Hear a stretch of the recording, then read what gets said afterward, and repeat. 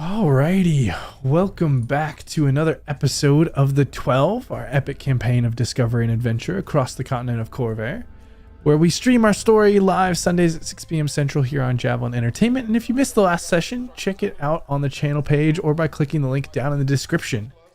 Last week, a plunky young upstart challenged King Kolberkon to a Rite of Coronation by combat. Oh, I'm on the wrong thing. Out of practice again. Last week, a plunky young upstart challenged King Kolberkon to a Rite of Coronation by combat. The old ogre accepted the challenge, and bets started to fly as a wide ring was made, though maybe not quite wide enough. Kolberkon came out with a massive bull rush and stunned the poor challenger, beating him with black and blue with his heavy fists, proving age had not made him weak. While stunned and spinning, the challenger just maintained a maniacal laugh, baiting further punishment. Roland lost interest in the sweaty man beating each other up as his focus was brought towards more and more of the Crimson Haze sneaking off down the holes, and so he decided to follow after, nearly picking a fight with a couple before he decided to get some reinforcements. As the right fight wore on, Boko noticed some vested interest from Volarus, Corwin, and Israel. Cade saw some of the officers from the Fox and Golden Corsairs intercepting some of the Kingsguard that were looking to intervene in the fight on behalf of the king. The challenger, Tyber, somehow managed to hang on through the initial beatdown, and as weapons were tossed in, there was a shift in the direction of the battle. Suddenly, the king was affected by illusory magic that made him feel as if he was drowning, and Tyber locked him in place to deliver a piercing blow. Despite his resistance against the magic, Tyber held the king in place, removing the spear and driving a heavy throw that left the king impaled to the wall. Gasping for his last breaths, he croaked out a warning that the sea beasts were already in place and attacking Port Krez. Tyber left 2 gaping wounds where the king's eyes once were, but the panic had already set in. The captains rushed to get order and a plan in place. Meanwhile, Boko, Jasira, and Roland had rushed down to confront the Crimson Haze thugs, which proved to be a bit more complicated than they expected, leaving them holding the bodies and cleaning blood when Creda came down and decided to help. For some reason, they found the first window they could and jumped out, fortuitously finding scraps of the pin-up poster with signs of a map on the back and a final glimpse of the red ruin as it was sailing away. Roland eyed up a shot of Yves, but left him just waving goodbye before they headed back to the ships. As the captains discussed a daring plan to try and flank the sea dragons through the jaw-like stones of the maw itself, the plan was mostly a stall tactic, while the two fastest ships, the Morrigan and the Azure Fox, went in different directions for reinforcements. Despite needing more answers from the captain, Cade decided to follow through on her promise to take Sindri to the coast and boarded the Morrigan with the others on to the next adventure. On the Morrigan, Boko, Clyde, and Roland tried to interrogate the one pirate they managed to not splatter, but ended up bringing him to an end anyway. While they didn't get much information from him, Boko did absorb his spoil, and apparently some of the blood, into his arcane device. The strange process was brought to an abrupt halt as a bell gave warning of red sails on the horizon. What is to come in this altercation with the Crimson Haze? What will be the fate of Creda and Tyber facing the sea beasts? And is there enough of this pinup poster for Clyde to coddle? Let's tune in and find out.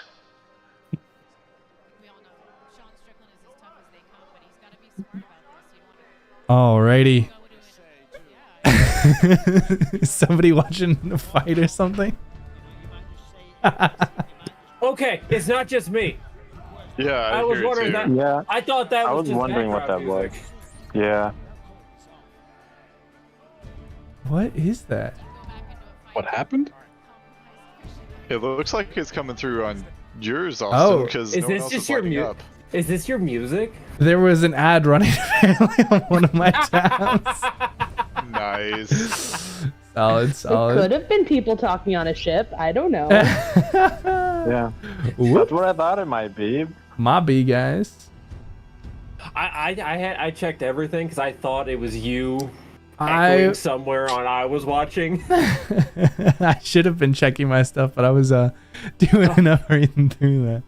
My B. The MCAST whispers himself. Whoops.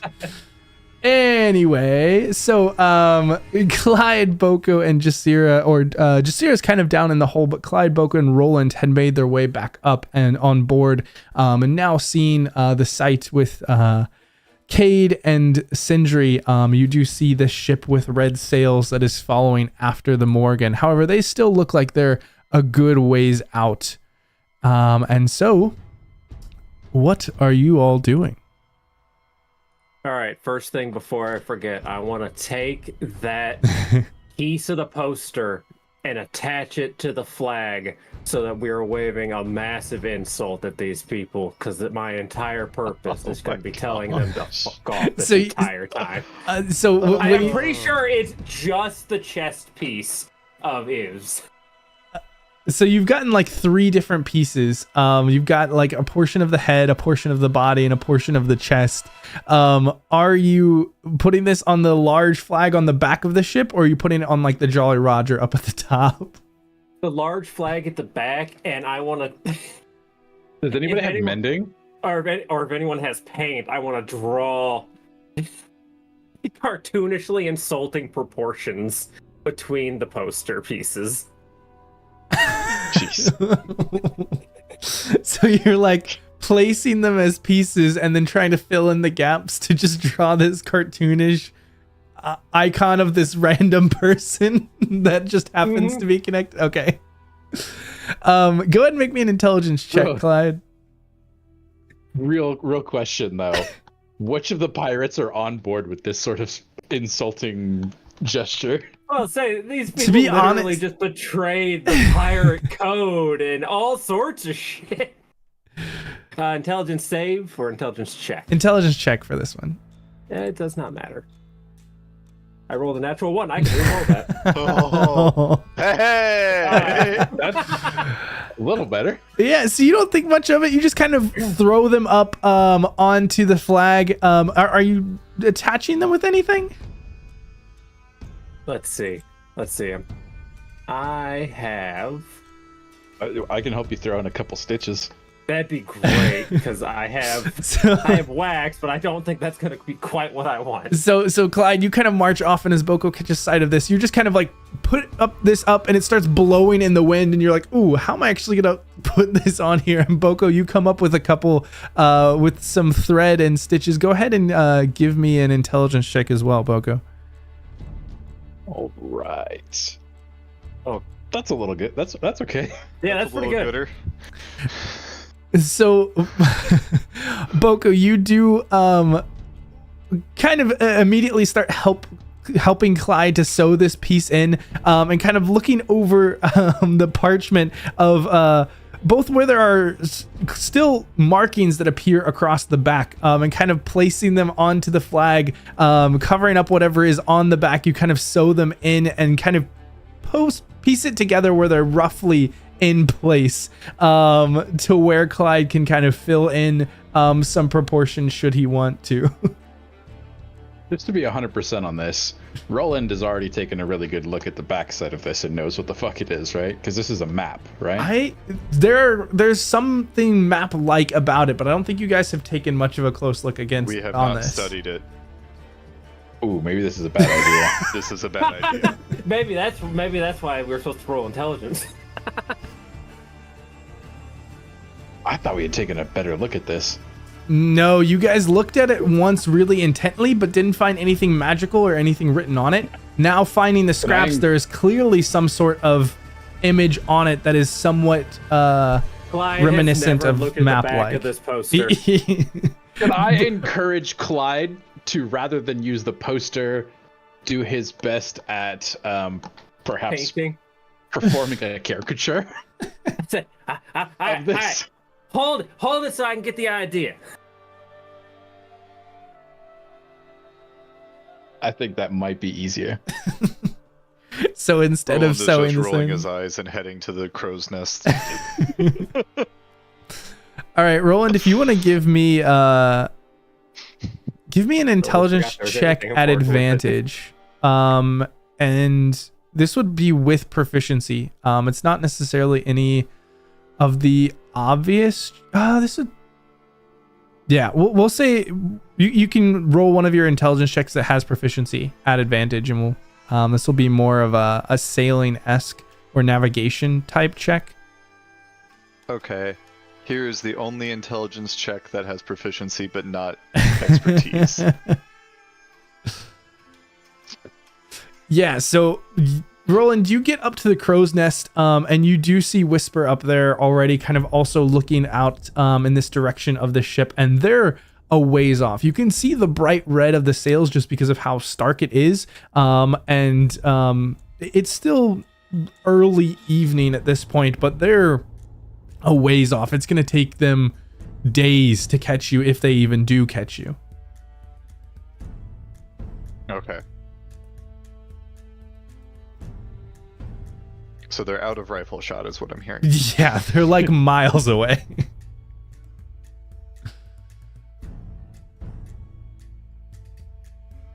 Okay. Then in that case, I'll go back down and see if I can get some studying done on the map. Okay. Then go ahead and roll me an investigation check. Boko, you kind of hold them up as best as you can for Clyde, and Clyde, you can give me a... What do we do here? Are you proficient in any type of like calligraphy or painting tools or art? What is it? It's not art supplies, but some artisan tools. No. Come on. Okay, then you can give me a charisma or a wisdom check. Boko is just the intermediate, and he's making sure these don't fly away, and anytime somebody looks over him, he's flipping the relevant side so they can see the relevant side. That's why. I guess it's kind. Yeah, you get a little bit of a... Are you trying to replicate the woman on the poster, or are you trying to replicate one of the Crimson Haze pirates? I think trying to replicate the Crimson Haze, and it's mostly just like a stick figure with red hair. So it's like a stick figure with like red hair, a red kind of beard, but it also comes down and starts to look like chest hair or a shirt. And they've got like a broken sword, and they've also got a strange, confused face on. And as this is mostly happening, a lot of the pirates are kind of focused and listening and taking direction as they begin to move and try and get to their stations now, making sure that the Pride is moving at full speed. But there are a couple who are just kind of looking and observing as you see both Iz and Zolo are kind of whispering and talking back and forth a little bit, just observing whatever is happening here, kind of making comments to each other. But Roland, as you come up, go ahead and give me that investigation check, Roland. And you can do this Okay. as Boko is kind of flipping these back and forth as you kind of look over, observing what you can about whatever is on the reverse side of this. I'm far more invested in what's in the back of this. Could I potentially help Roland with his check? I'll give it advantage. You're that makes holding sense. it like this, look at the back, but every day you gotta switch it. Clyde can kind of look at it. No, just stand facing each other. He holds it up, he's looking at the back, you're looking at the front, and going, perfect. Teamwork. Oh. That's a bit Very nice. Nice. Yeah, so Roland, you can see some of these areas are faded slightly, and it's only a piece of the puzzle. But looking across this, you can see that it's some kind of map, and you catch certain pieces of where the map aligns to some sort of bay, and instantly you're able to put together that this map is of Port Krez itself. And you can't quite see where everything fits in, but you do have kind of this X marks the spot type location of where whatever they're trying to get to is put on this map. And you see the words, let me make sure I spell this right. I think this is right. All right. I think that's right. I'll have to look at my notes here. But that is the word by the X. And so you get this picture where you know it's somewhere where it's aligned to the bay that is Port Krez. And there's something marked on this map with that name across of it.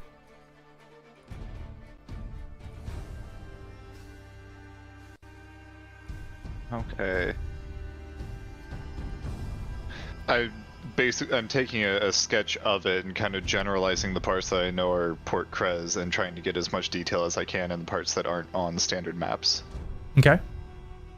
Yeah, there's not. This isn't so much of a map itself as it is a rough sketch of the bay to show a location.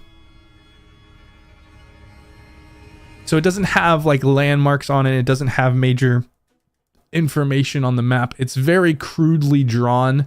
And what you do notice also looking at this is it's not a magical ink. It seems to be a basic type of rudimentary invisible ink revealed either with heat or acidity.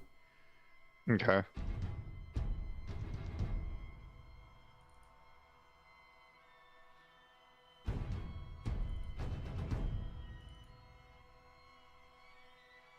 And Boko, you're kind of watching this as it happens, kind of pointing in pieces here or there.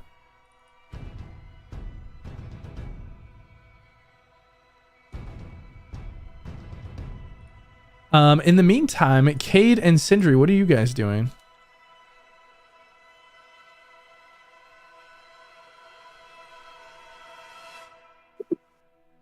Let's see. Cade would just be...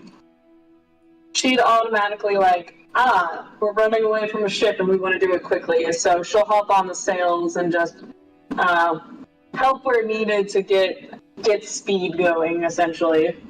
Okay, yeah, that is easy enough for you. It is very muscle memory at this point.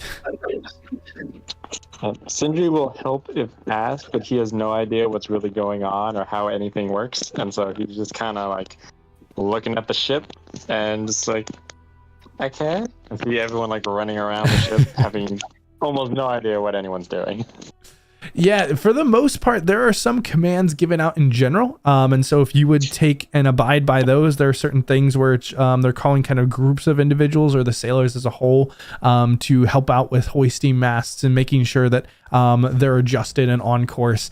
For the most part, they were already moving pretty quickly, but it's now seeming like everyone is focused on what they're doing rather than having this moment of kind of... where they had been thinking more about what else is going on around them, and where things, the situation with the sea dragons and with Port Krez. Now everyone is focused on sailing. So, Sindri, you kind of are in the middle of this, confused as to what's going on. And you see Clyde and Roland and Boko all up on one side, and Thishalt and Cade are both helping out. And Jasira doesn't seem to be at least visible at the moment. It doesn't seem like she came up from below decks.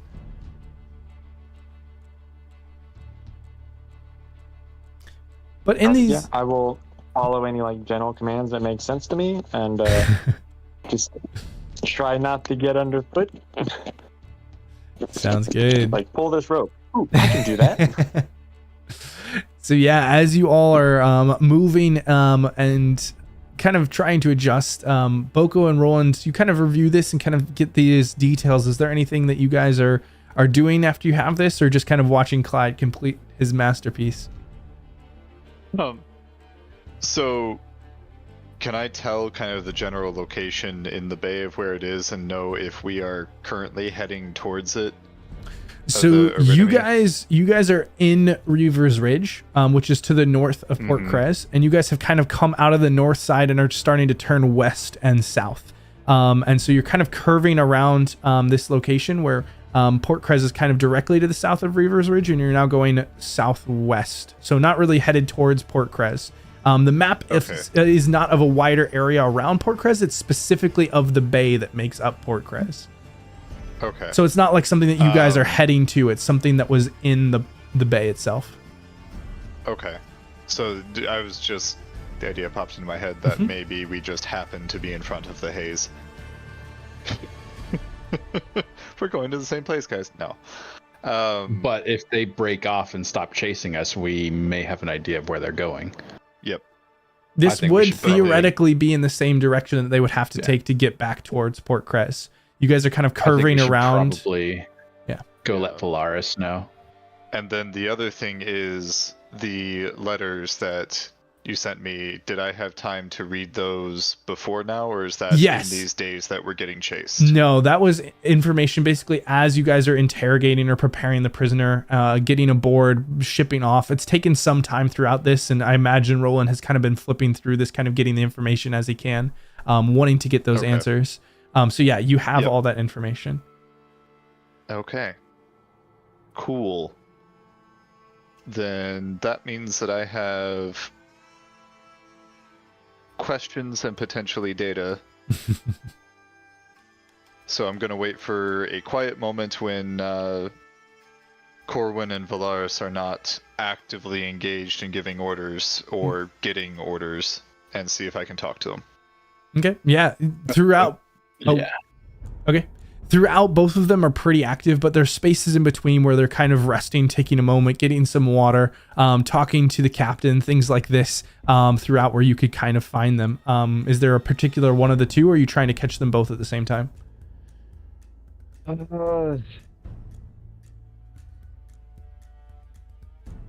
Probably Corwin. He seems the more cerebral of the two.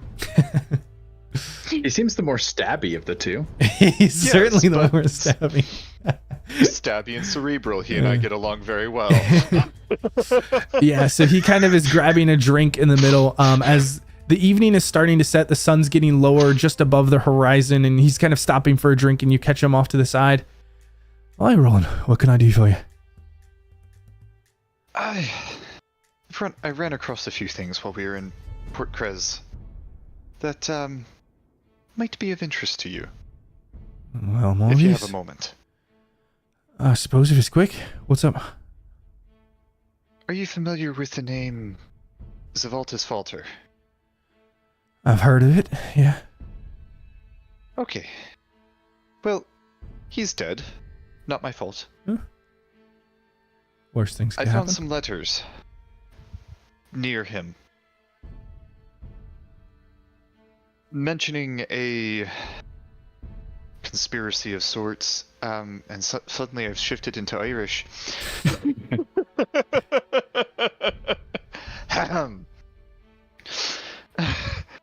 Mentioning a conspiracy of sorts, and your name and Volarus's were in the letter. What other names are in there? And I'll just pull out the letter and look through it. Lady Layla Ramsey, Damocles Finavra, and it's written to someone referred to as the Crimson Blade. There's also the initials having informed the CM.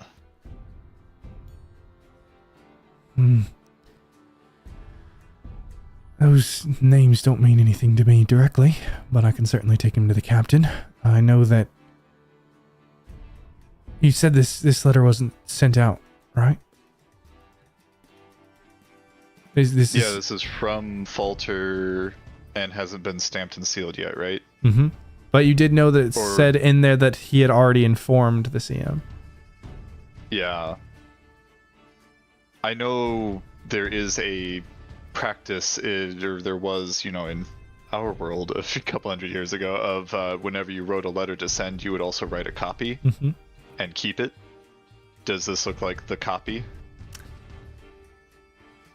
I will say, for brevity, no. From your just understanding of those types of things, we'll keep it simple. Yes, this does not, but you do know in the passage that it did say that information on this had already been sent out. And I'll hand him the letter. Yeah, he quickly scans over and just... All right, I'll have to go and talk to the captain about this. All right.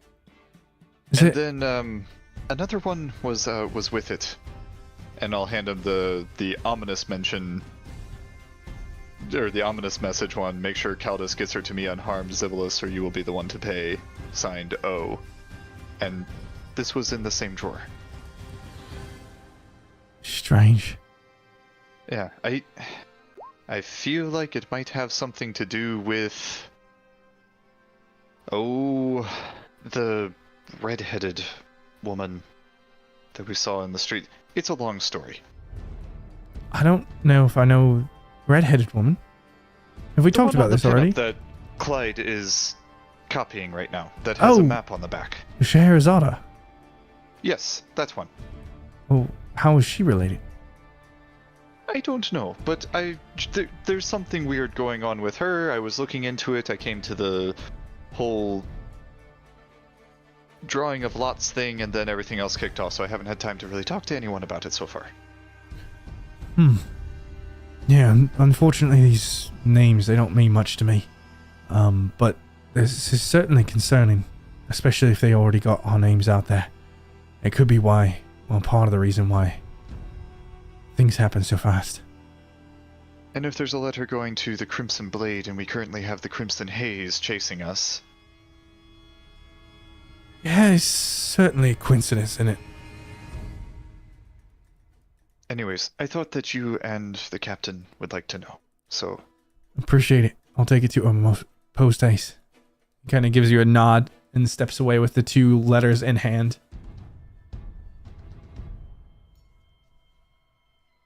I guess I'd give him the bundle, because there was also Falter's letter from Rager. Yeah. Basically saying that Falter was in league with the sea beasts, or the ships they're attacking right now. Mm-hmm.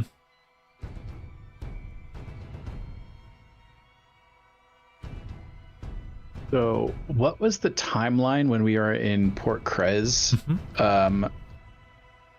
There was the bar fight. Yep. Which is when we first got the poster. And then that same night, they took the poster back, and then everybody departed the next day?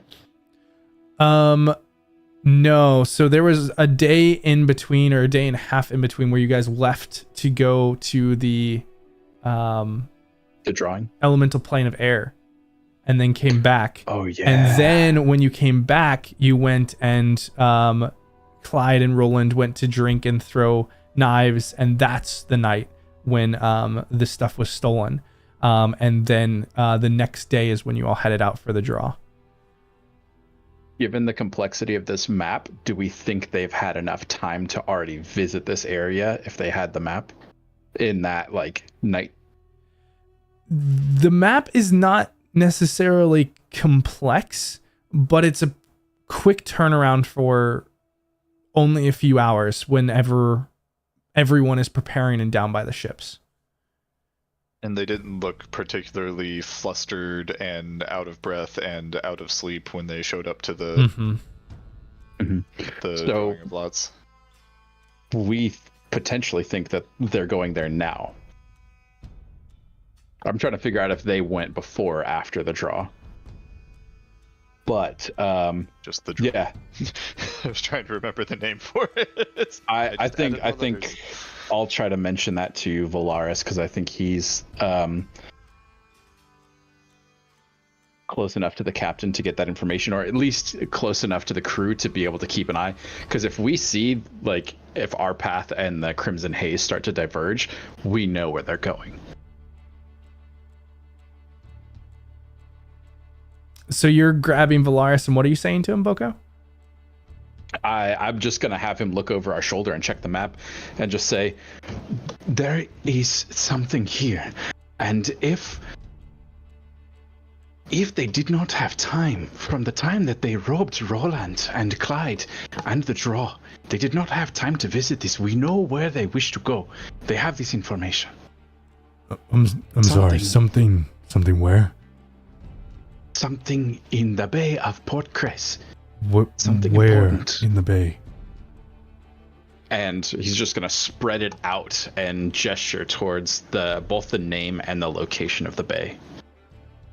Oh, fuck. And he just immediately grabs the piece of paper and starts moving. And come with me. And just goes straight for the captain's cabin. If Roland's anywhere in arm reach, I'm grabbing him and he's coming with me. He would just have been walking back, just going like, well, that went well. By the collar. Yeah, and this is very clearly obvious if anyone else is kind of seeing this and wants to tag along. And as Volarus kind of moving directly, just these heavy footfalls of this massive, giant individual, steps into the captain's cabin and kind of comes up. Boko and Roland, you can see that Corwin is in there talking to Moranin as you all enter, and immediately Volarus just steps up and slams the paper down and is like, they know. That's why they're after us. The captain takes a quick look over, and Volarus kind of turns back to the two of you, and Clyde and Cade as they're kind of following after out of confusion. The name. Boko just goes, what is it that they know that we are supposed to know? And are we not supposed to know it? Clyde's walking. Do I not come in? Volarus kind of looks over at the captain, and the captain kind of sighs. There is not much point in it now. Yeah. And Volarus looks back at you all. This X in the bay. It's the spot where the Morrigan was docked, for lack of a better term. The name Arenemy is a princess of the Tritons. Someone who we were working with to try and gain support for our efforts against the sea dragons. During a conversation with the captains, we wanted to know and understand who we could trust. And so we revealed that we were working with our enemy, and that we were taking her north to the island of Quester on the Azure Fox. However, this was a bit of a ruse, and our enemy was actually safely stowed aboard this ship, headed west towards Kubara. No one would have known about that, but this map clearly places her aboard our ship. And at this point, Corwin... Here now.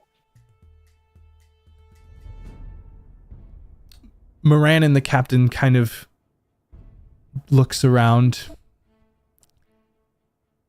She is on board, yes. Boko looks at Cade. Does Cade have any reaction to this? Cade is piecing together what's going on of basically her captain was playing decoy, and You think there's like a mild sense of relief that might be on her face that like, okay, you know, my home and like my family is safe. And then, you know, there's a tiny bit of edge that's like, well, okay, shit, but that means I'm in danger too.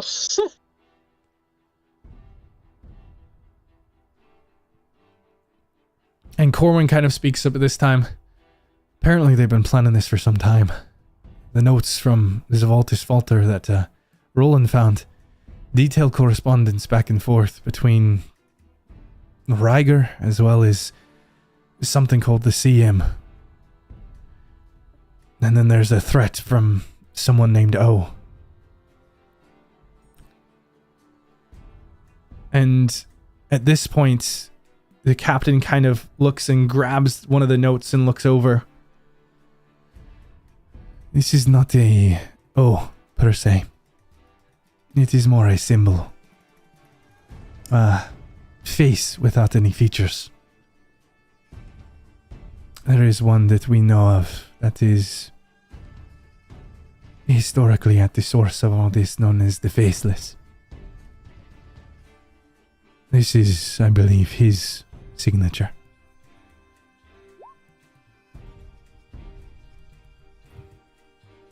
Though I am uncertain of what this means and how he's connected. Ryger is the face of the Sea Dragons, the clear sworn vengeance against piracy. I do not know what this CM is, but the Faceless, also called Lasav.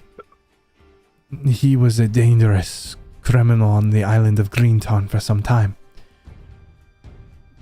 He was thought to be deposed many years ago.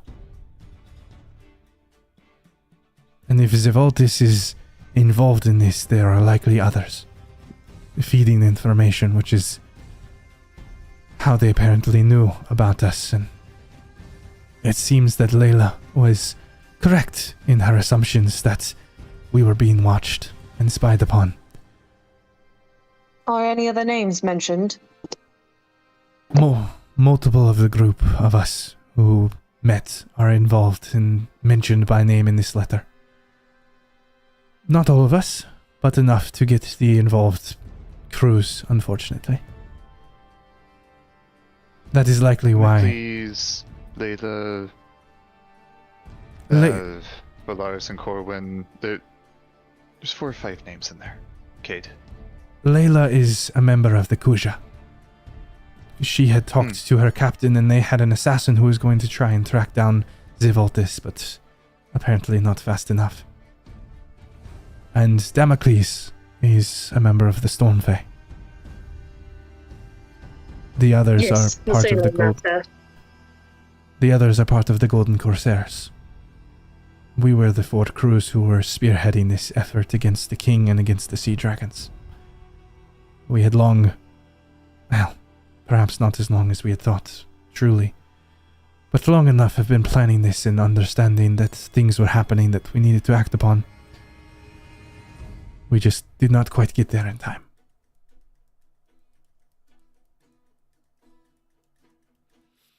Hopefully there's still enough time to salvage what is left. Now, these princess of the Tritons you speak of, why is she worth keeping such a secret for? She is one of the few who could persuade the Tritons to join us in a battle against another enemy. She has seen the damage that the sea dragons have brought, not just to pirates, but to the land itself, to the waters. They have burned forests to try and make their massive ships. They have filled lakes and seas with chemicals of all kinds doing their experiments. The Tritons have much power over sea beasts and magic of nature. They would be a valuable asset in this fight when we are vastly outgunned. Be a prisoner here? No, she is an escorted noble, really. Our goal was to take her to to an area of Kubara where we could meet with the Tritons. as well as some other interested individuals who could provide some support. In the meantime, the Stormfae were headed north to go and talk to the Tamargons, who are located on the north side of the island where they make the sea dragons. They are home to the forests that were burned, and we had hoped to side with them. They are typically a pacifistic nature, but they are great warriors historically, and have a reverence for the forests. We believe that the atrocities performed there to create these sea dragon ships would at least persuade some, if not all, to join us.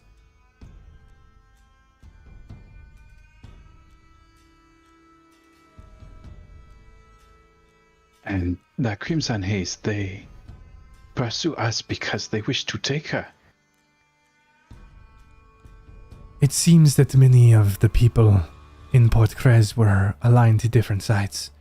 Zivaltis, as well as others, have sided with this Prince Ryger and apparently the Saw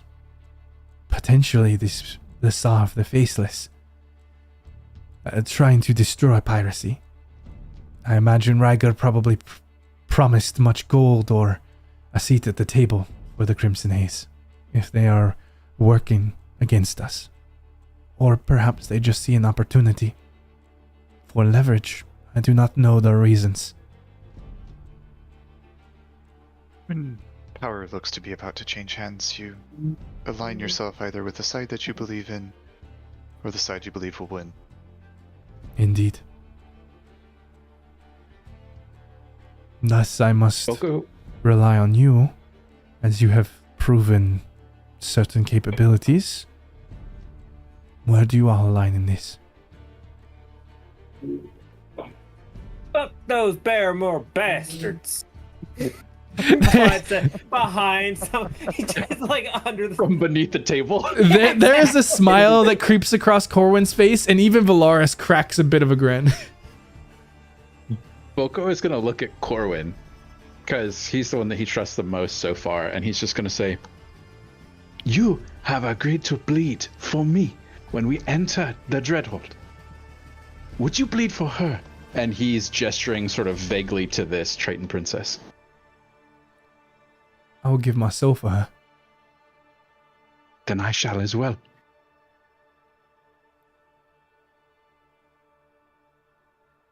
And Boko is going to look over to Roland and to Clyde. I should think that we would want to speak to her first, though. Our enemy, you mean? Boko nods. Well,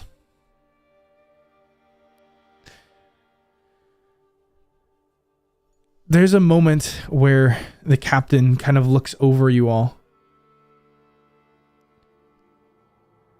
I would like to hear from all of your crew, including Roland and Miss Cade. I know you have connections to the Stormfae, but you are still your own individual and can make your own choice. And I know you travel with the elf Jasira and the small giant Sindri. If you would like to bring them in on this to have a moment to discuss, you are owed that. But this is something that I require an answer before I show you where our enemy is at. For her safety, more than anything. Cade just gives a nod and then turns around to go get Jasira and Sindri.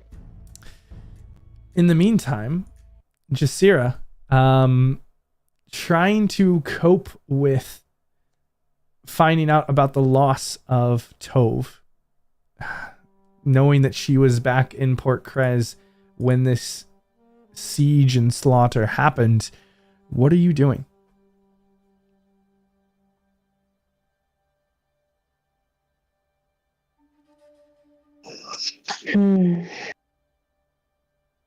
I recall one of the last things that she wanted to do was probably just to sit in a quiet corner of the cells and just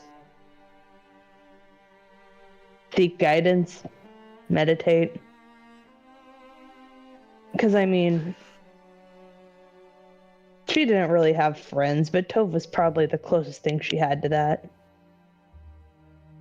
So, torn between, it's not my fault she lost a leg, but it kind of is because she followed me here, to, oh, now she could be dead.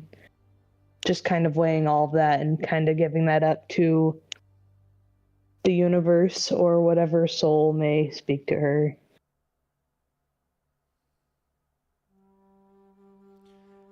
There's this moment of quiet, somber serenity where you're trying to release all of this and process it. And there are certain parts of the Pallid Elf culture, especially your tribe, where it is improper to dwell on these feelings. And over years and centuries, they have beat and taught into their young how to process and how to deal with it. And in this moment, there's some of that still within you, but there's more that is trying to allow this moment to process. And in this single moment in the dark, you do what you can to come to some form of acceptance to where you can move on, isolating what you can't deal with and processing through what you can. And you stand up, unsure of how long or how much time has passed, and walk by out of the cells and see a dead body still on the floor with a pile of blood from where they had interrogated the prisoner. And she stood over that after a moment, so she saw it, yeah. And begin to head up the stairs when you see Cade coming down the stairs with Sindri in tow.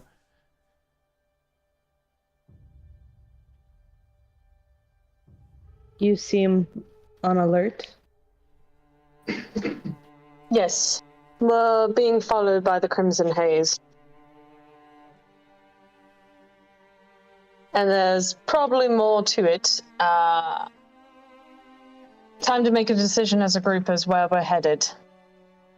And I won't say one way or another. This is everyone's personal decision on what to do. Sindri, I know that this is probably not what you have imagined, but I ask that both of you hear everything out and we'll make a decision as a group. Does that sound reasonable? I'll just vote with you.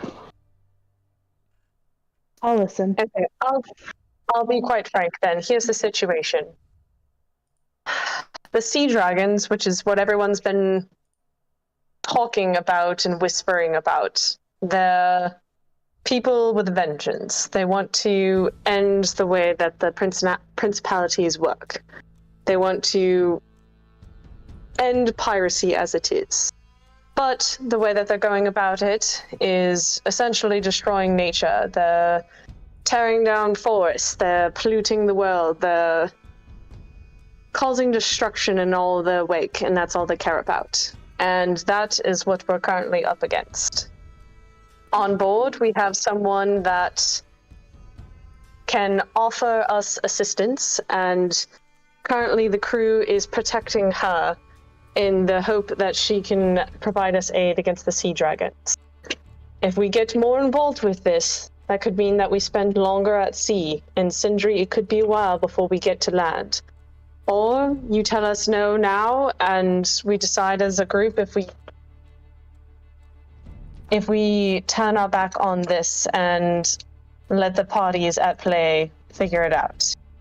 I'll say this is my home, and people I care about, and she'll turn and look at Sindri. I made you a promise that I would get you back to land, and I have every intention of following through on that. So I will heed what you say. I don't want you to lose your home like that. That doesn't seem very fair. And I can help you. I like helping. I don't like the water part. That sounds awful. And I'm also not really against the pirates going. Your family's nice, not your family, but the rest of the pirates that I've met, that's fine. Your family seems cool. I don't know why they're pirates though. They don't seem like pirates. Pirates is a very general term. Okay, it's just like there's different kinds of giants, right?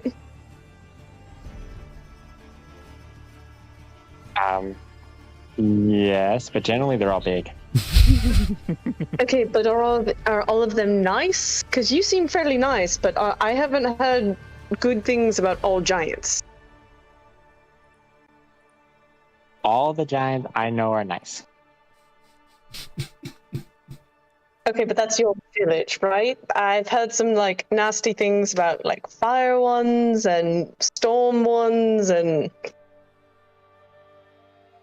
Oh, but the fire ones are really good at making things. Ooh, although the storm ones, I think, are a little too big for their britches. I was told they think they're the king of all the other giants, and I think that's not fair. But besides that, I don't know. I haven't met any.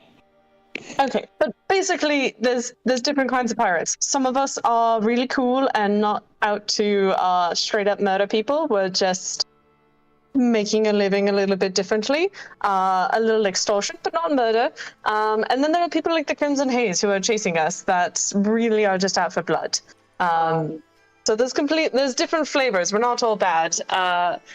And some of us just, this is our way of life. The seas are what we know.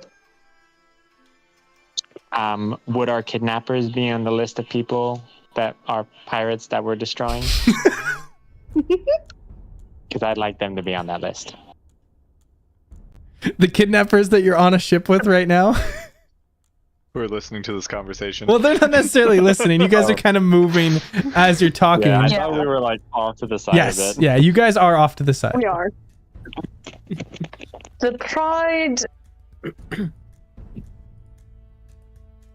And you see Cade kind of take a pause, like, to kind of explain this. They're currently playing on the same team as my crew and a couple others. They're on the side of the status quo and not destroying nature. So for the time being, no, they are not on the list. And the old double cross. I know this strategy well. Does he? Yeah, does he?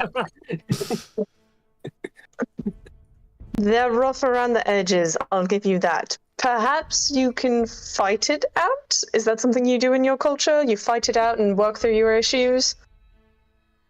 What? No, you kill the issues? What? You mean like kill them with my fist? I don't... What? No.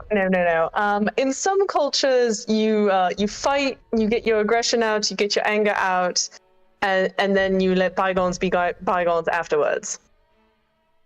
That sounds like surface world solutions. Okay, the so that's underworld, not you're going to be already solution for you. underground, so when you fight, they're already buried. Yep. It makes things easy. You see, if you fight it out with a drow and you win and they live, then they come back and stab you in the back. So you just kill them. You kill all enemies. That's kind of generally the solid strategy to stay alive. Fair enough. That's not going to... How about you rank your priorities? We have bigger enemies first, and then you can take out your aggression on the Pride. Okay. Only so that I'll be big enough to just break their ship in half. Hopefully. Okay. I plan to be bigger than my dad. You just see. He said I won't be, but I will be. I'm so gotta excited eat for your Kaiju spinach. Sindri. Kaiju Sindri. Very well. Jasira, I know that we've potentially lost Tove. I don't know if you're all for death and vengeance in your culture, but if we fight the Haze, then you might very well get it, because they're partly responsible for the destruction of Craig. Death brings about new beginnings. So their actions have likely killed Tove, so my actions will likely kill them. Very well. Glad to know that you're all a very murderous bunch. Okay, let's head back to the captain's quarters and give her our consents. Lead the way. All right. Yeah, so Cade will come back and then, like, kind of lightly knock on the door and wait for an enter. Yeah, and the door opens up. You see Clyde and Boko and Roland still in there, kind of talking back and forth among themselves as they were waiting. Where can I get a fiddle? I want to insult those bastards the whole way they chase us. I think it's probably come down to Clyde going, "Hey, what rhymes with asshole?" And then Boko and Roland just going, "Well."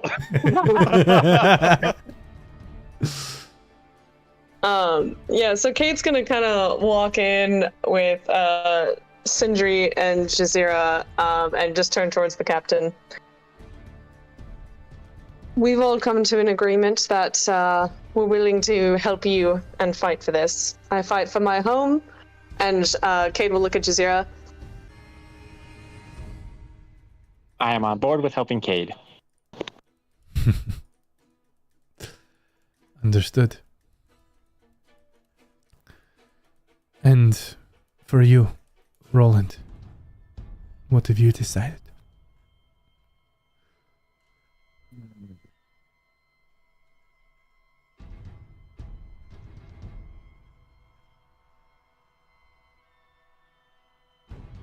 I don't like your way of life.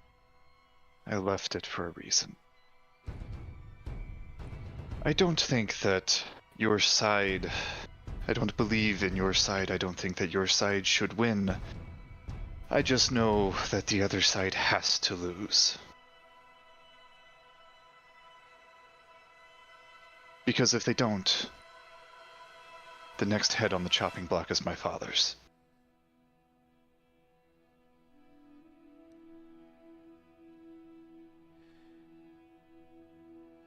These are reasons I can agree with, or understand at least.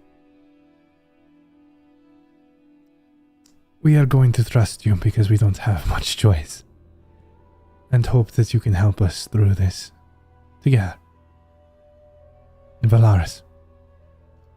And with that, the big sailing master reaches over and hits something on the side of the wall, and there's a slight mechanical clicking as the large piano that is actually pushed up against the side in this elegant room begins to shift over and reveals a doorway. And very quickly, Boko, Cade, Roland, you can all kind of see that there's actually a staircase that leads down, but standing at the top of it is this woman.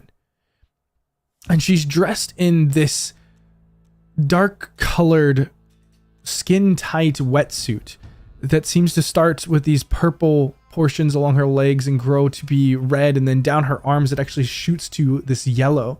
And she's wearing this cloak of red that has this golden neck piece that ties it together. Her own skin is this bright blue and purple mixed together in these shades that look like the shadows underneath the waves of the ocean. Her hair is this beautiful curled mat of red, maroon, purple that just sits right above this golden neck piece. And her ears actually have, you're not sure how much is the ear and how much is adornment, but they are these long pointed ears that kind of mix in with these spikes that sprout out from across her head. As she kind of stands up and begins to step forward. And suddenly the pinup poster falls from Clyde's hands. Yeah, I wasn't gonna say that. Hello, my name is Renemy. I hope you don't mind. I was listening in as it does concern me. I believe someone wanted to hear my opinion. Yes?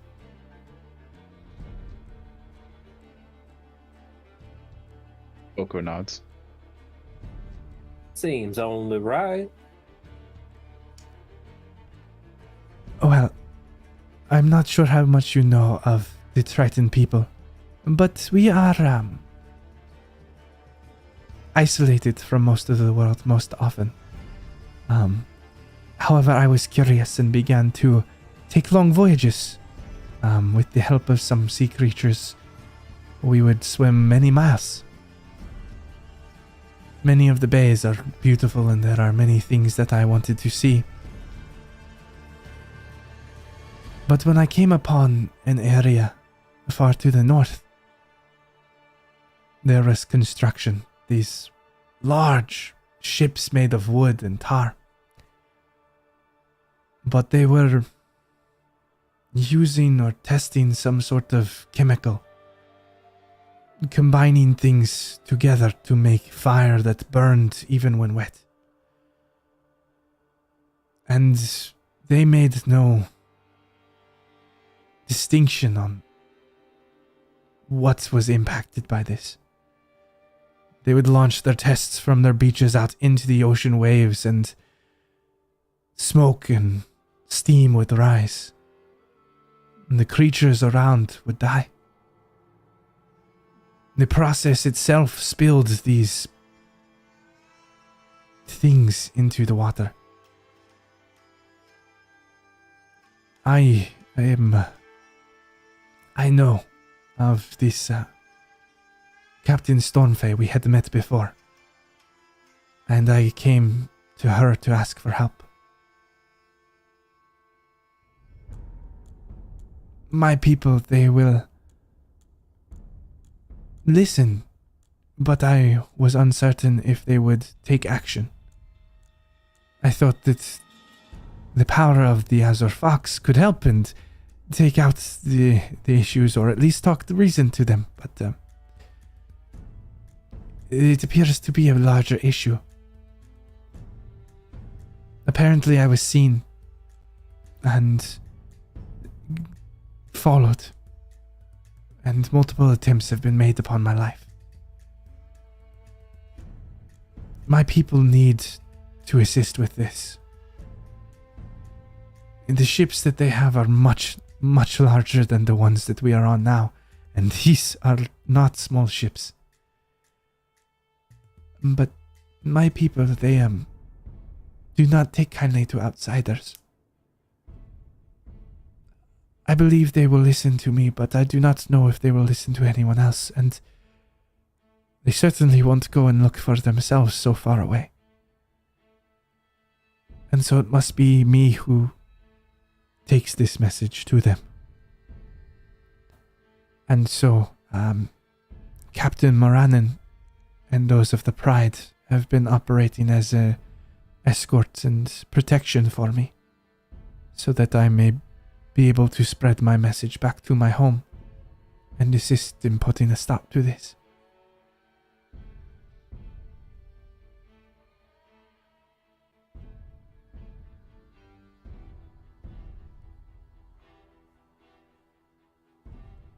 You haven't been attacked on this ship, have you?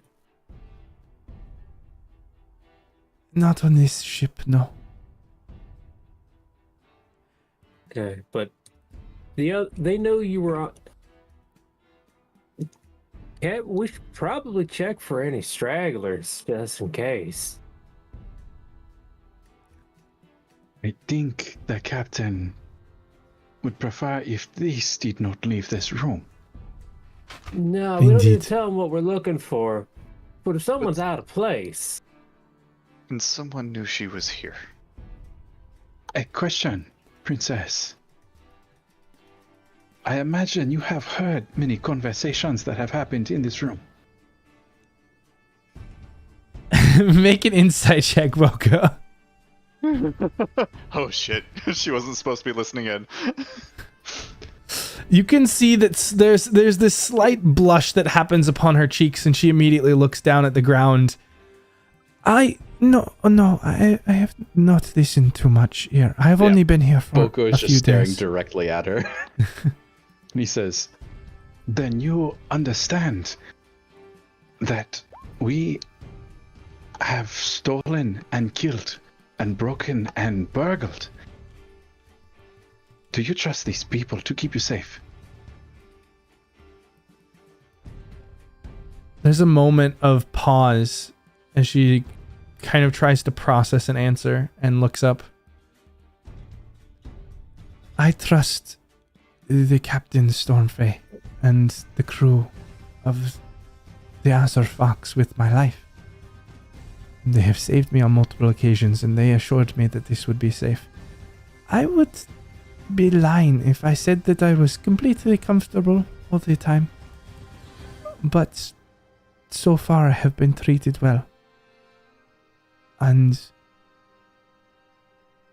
though I do not agree with the pirates' methods, and we have many discussions outside of this on how we can have a better relationship, and she clearly has like this look over at the other table, the most important thing for us at the moment is addressing the threat that is currently harming the sea life and the pirates as well.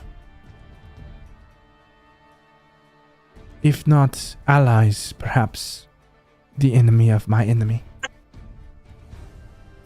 Boko nods. Forgive me for such direct questions. I am still trying to understand this world as it is. Boko looks at Corwin. You are the only one that has bled for me. And so, I will return that favor. Boko is resigned. To be honest, that's most of what this is here. This world, it doesn't work in black and white. There's no good and bad. We find something that we believe in or people we want to fight next to, and that's what we do. So do the other pirates not attack the sea life as well? Not generally. Not with fire and chemicals. Was there enemy there when we hunted that cloudburst whale? Well, yeah, and the whole port we were at was just filled with things they've killed from the water. What? and the Let me massive make a sails are distinction made here. out of sea creatures on this ship. And Let me make a distinction, Life. if I may. Circle of life. Sindri, we take what we need to survive, but as a general rule, most of us don't take more than what's necessary. We're not out there pillaging and plundering all the trees, and we're not polluting the water to massive extents. You know, we kill to eat, we do kill to make ships, but everything we do is life will come back, life will replenish. We don't knock down entire forests or destroy entire ecosystems. That's outside the norm. Also, I'm Sindri. sure they eat a couple pirates every now and then. Sindri thinking back to every civilization he has seen and cities he's seen so far, and being like, these don't match up. this is also part of the deal that we have made with the captains. If they want the help of the Tritons, then they will stop their hunting of the sea life.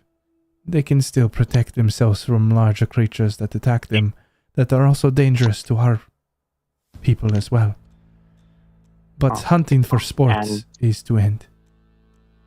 Do pirates keep their word? Is that a thing? Depends on the pirate. And the princess looks over at the captain. They will if they do not want another enemy. Well, they'd have one less enemy because you're helping them kill one of theirs. So this is... I'm still confused. Okay, just... After the big enemy, then you can go back being normal enemies.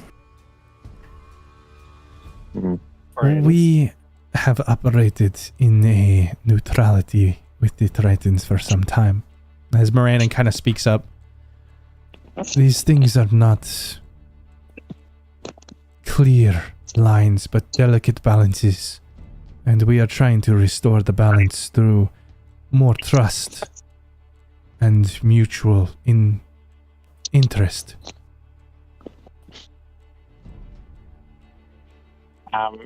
Further question: are there like any non-pirates in this area, or is just every town and boat a Sindri, pirate you are ship? on a pirate ship. I know. No, But- Clyde, it's a decent question. For your information, Sindri, the principalities were founded on piracy. The prince, or what was prince, he was, so to speak, basically the principalities separated themselves and became their own entity, and it's been run and governed by pirates since they declared separation, I guess, from the mainland. So this area is generally run and filled with pirates. This is where we live and operate. There are small villages and stuff on different islands, but this is the area of pirates. And just like a weed is a plant in a place you don't want it, a pirate is just a flag without a country. Pirates just a bandit on the water. We get on land, we show you plenty other people. They won't like being called pirates. Same thing. Okay, but I mean, it seems like this whole area is just countries of pirates. Yes. So I understand why you're working with pirates. It seems like they're not trustworthy, but there's literally nobody else. I'm sorry. People, And so you're I like, think every pirate in the room kind of goes, Yeah. people are not trustworthy, Sindri. You pick the ones that you want to trust, and you move on. And sometimes they earn the trust after you trust them, and sometimes they don't. And you move on. I'd like put it. You find those group you're willing to bleed for, and you either bleed for them or you leave. And at this point, Volarus kind of looks at the captain and just is, Captain, we need to get back. Yes, you're right. We've talked enough for now. Get back and help with the ship. We need to make sure that we are moving as fast as possible. We must get to neutral ground where there are other allies as quick as possible and out of the deep water. Go for now. We have a few days until we make this central island. Boko just has one last question, if that's okay. Quick question. Sure. Boko just puts his hand on the desk and leans, and he goes, "Can this ship take the Crimson Haze?" Boko, make me an Her insight check. hesitation is probably enough. No, make me an insight check here on this one as I try to give a proper response. That was more my hesitation. So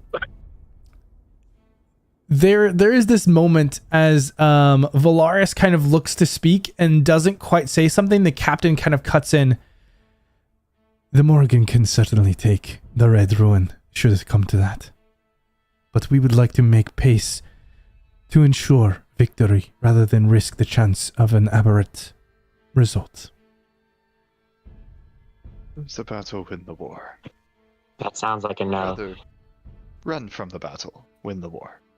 This is the sentence that comes before the tactical retreat. And Boko, you can tell that there's something that's not being said here. There's additional information. And then as Boko turns to leave, he's going to sidle up next to Roland and let him know, because just as they leave there in the hallway, he'll just turn to Roland and go, "There is something she knows that she is not telling us. It makes me think that the Crimson Haze, the crew, they have something unnatural on their side." And with that, like, we were walking out, and he'll just turn on that note and say, "One more thing. I got to look at the haze before they left. And I'll describe the 5 figures that I saw on the deck of the ship." This is news to me, too. I don't think I was there. Does that description drive any concern? I did not recognize them as part of the crew. I had not seen them in any of the interactions that I had with the crew. They're known members of the Crimson Haze. The crew is 50 or 60 strong, about the same as we are.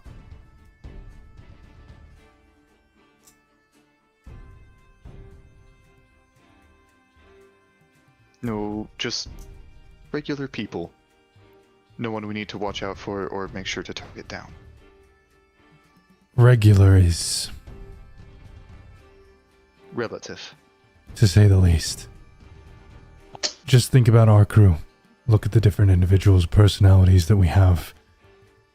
They all have their skills and their talents. They would all be targeted down for different purposes. The mage, the woman with the red hair, she's a pyromantic mage. But many of the Red Ruin are. Our ship can withhold a bit, but it could be a problem if they get close. And Yves, they are a talented warrior, to say the least.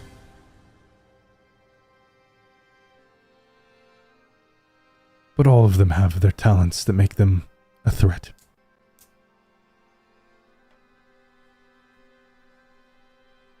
First I'm on a castle made of wood. And so And are then they. to go up against people slinging fire. It'd do much better if it was made of stone. We have our own mages on our ship as well. It's not all lost. We're certainly more than a match for them, in my opinion. As you can see, I am not a fan of fire on a ship. And he'll turn and walk out. Just kind of... All this dramatic back and forth with the captain and everything, Cade actually turns to the princess before leaving. Yeah. She gives a small bow and just says, I am a member of the Azure Fox, and as the captain has given you her word, you have mine, that I will do everything I can to ensure your safety. The captain told me you might say this if we met. She told me that you would be on board, and it was part of the reason I felt safe about being here. If you need anything, let me know. I have ways of contacting her. Thank you. And Cade will kind of give a nod and then one final nod to the captain and walk out. As you all depart back on the ship, things are still running quickly, and Corwin and Volarus follow out not too far after and return to their duties. As evening hits aboard the Morrigan, what are you all doing? Clyde wants to look for a fiddle or other music device because he is going to spend much time the next couple days insulting this other crew from across the water while they're out of weapons range. And they're out of earshot, but I'm sure that doesn't stop Clyde. Sound carries pretty far. We'll see. Well, they are like miles away. Like they are like a blip on the horizon right now. We have plenty of like supplies on the ship, like pitch and things like that, right? Yes. Could I potentially snag some supplies and create a couple things of alchemist fire for us to use? You can certainly we're try. gonna do that. We definitely need to get the Schalt to build something to make that steam powered to launch that. What if we could mix the alchemist fire instead of water into his guns and he could just have flamethrowers? Oh. I imagine Clyde probably, or the Schalt probably took a huge hit to ego when Arename mentioned steam. Could Sindri make some like hollow cannonballs? Is that hit that he just took? Filled with He fire did. fluid? Speaking of, Hollow cannonball? Wow. I am very worried. Literally the first time anyone all night has said steam, and you appeared within 5 seconds. Excellent in that case. That was wild, actually. The Schultz been moping this whole time, but heard steam and perked up. I do have proficiency in alchemist supplies. All right, if you want to go ahead and make me 2 checks with that. And Sindri, you have proficiency with tools as well, right? I have expertise with tools. Thank you. Oh, excuse me. Excuse me. What tools are they? Yes. Metal and stone. Okay. So yeah, if you can make me a check with the tools as well, this would be metal. I wonder if we can make cannonballs with alchemist fire. And that's what Sindri was saying. Yeah. Beauties. Make some hollow cannonballs and put some like spark flint inside of them, so on impact it sparks.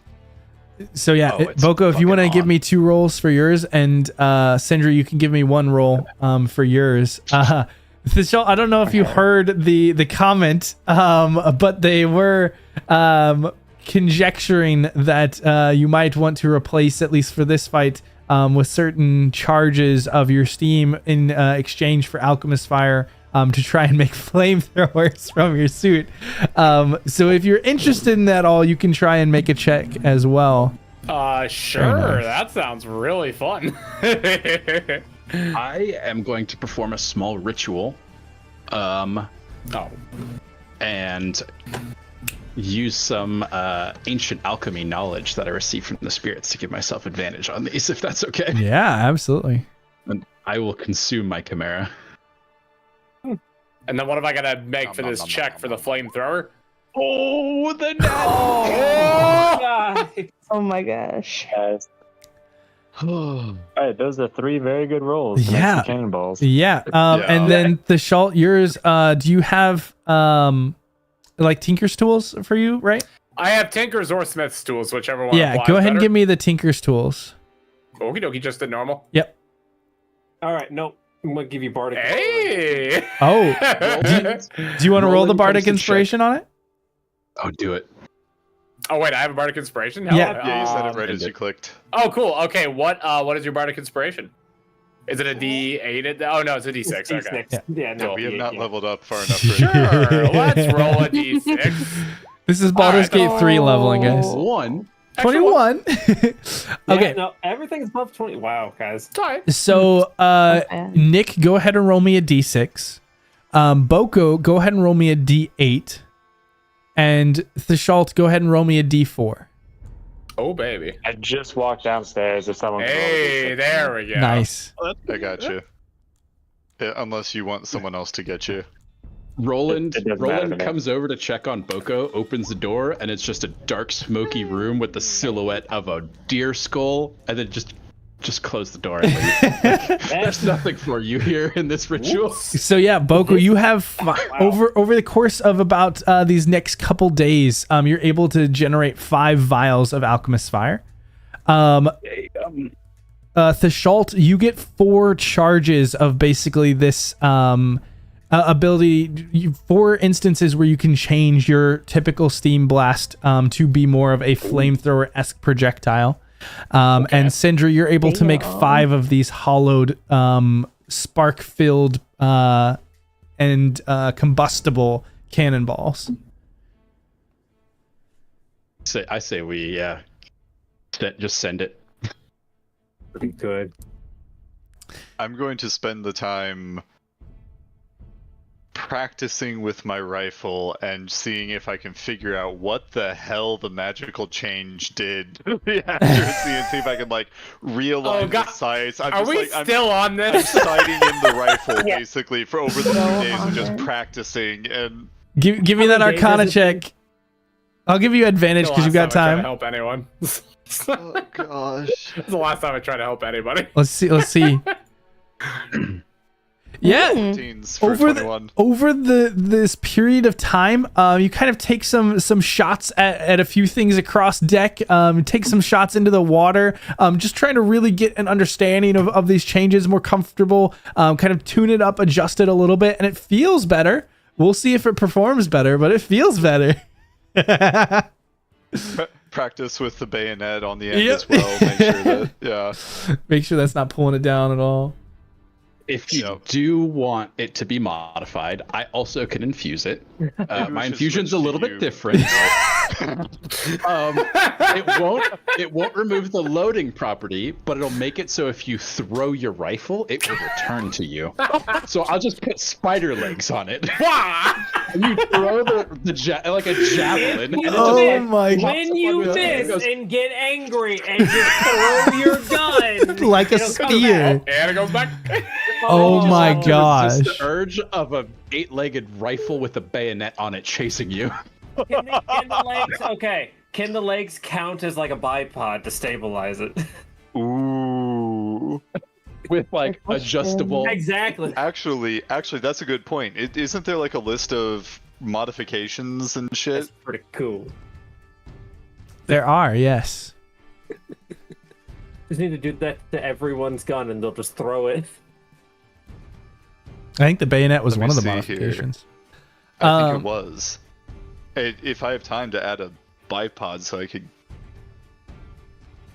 Let's see here. Look into that for a second. I'm going to come back to you. Jasira, in the meantime, what are you doing? Well, I think she would probably focus on whatever the rest of the crew needs. So if we're focusing on maximum speed, she'll do her best to kind of help with the ropes. If we actually have downtime, she's probably going to be sparring with the dummies or with anyone that is in the sparring area. Yeah, you get a bit of time. It seems like everyone is really tense. There's not a whole lot of rest time. There's hardly any even eating time. You get some downtime, but it's always active. It's always working on preparing munitions or sparring or checking the ropes. Like there is always something happening on here, and it's days of this. And it starts to get a bit wary where you're like waiting for something to happen and just constantly feeling that tension. But yeah, you assist out as best as you can. Cade, what about you? So the very first night, Cade will send a message to Tiago, and goes, just, I hope you are okay. The Haze knows the princess is on board and is after us. We have room for now. Stay safe. You have a way of finding trouble, little fish. Stay safe to you as well. We have good passage and good wind. See you soon. And then, yeah. Oh, go ahead. Oh, so you and Jasira have been kind of working together on this ship, and the winds are kind of fighting against you. They've kind of shifted in this moment, and the direction that you're trying to head, it's almost pushing against. And so there's times where you're trying to twist things around and adjust, and the winds are just all over the place, and they're super heavy. And the direction that you're trying to head, they're just not working in your favor at all. Okay. On that note, speaking of winds, they're kind of like for Cade, when Tiago said that, it kind of like pinged in her head a little bit, and she kind of like spends that night listening to the winds, and then the next day she'll have basically like prepped wind magic. So during any of these times, if it gets like super bad for like stretches, Cade will cast Gust of Wind, and just, it's only for a minute, but just every little bit that she can every day to fight if the wind is against them, of just pushing them in the correct direction and keeping them going. Yeah, and it is a constant battle of just this, again, these heavy winds that seem to be just unfortunately slowing down your progress, and just trying to fight at it is exhausting. And you kind of find that doing the work on the sails and on the ropes is almost more relaxing to kind of give you a break every the moments that you can. But you do, again, every little bit seems to help. It's something. And it seems like because of this wind, the distance between you all and the Red Ruin is starting to close, and this ship that was a pinprick on the horizon is now visible in its full form. It's still a few miles out, but it's there and it's closed some of the gap. Can they hear my words now? Probably not, but you can certainly bellow your heart out until somebody hits you with a boot. Well, Clyde will switch it up, but this whole time he is singing to raise morale, and then if they get in range, to reduce their morale. Yeah, they're still a good ways out. It's gonna be probably days, and what seems to be happening is that they're trying to race to get to where they want to go, so that they can kind of take the fight on their terms, and trying to prepare. But there's this intensity and this tension around it. It's not just going fast and moving fast. Like, there is this constant threat of something that everyone seems on the edge of their seats for. And Roland, was there anything that you found that you wanted to explore? I mean,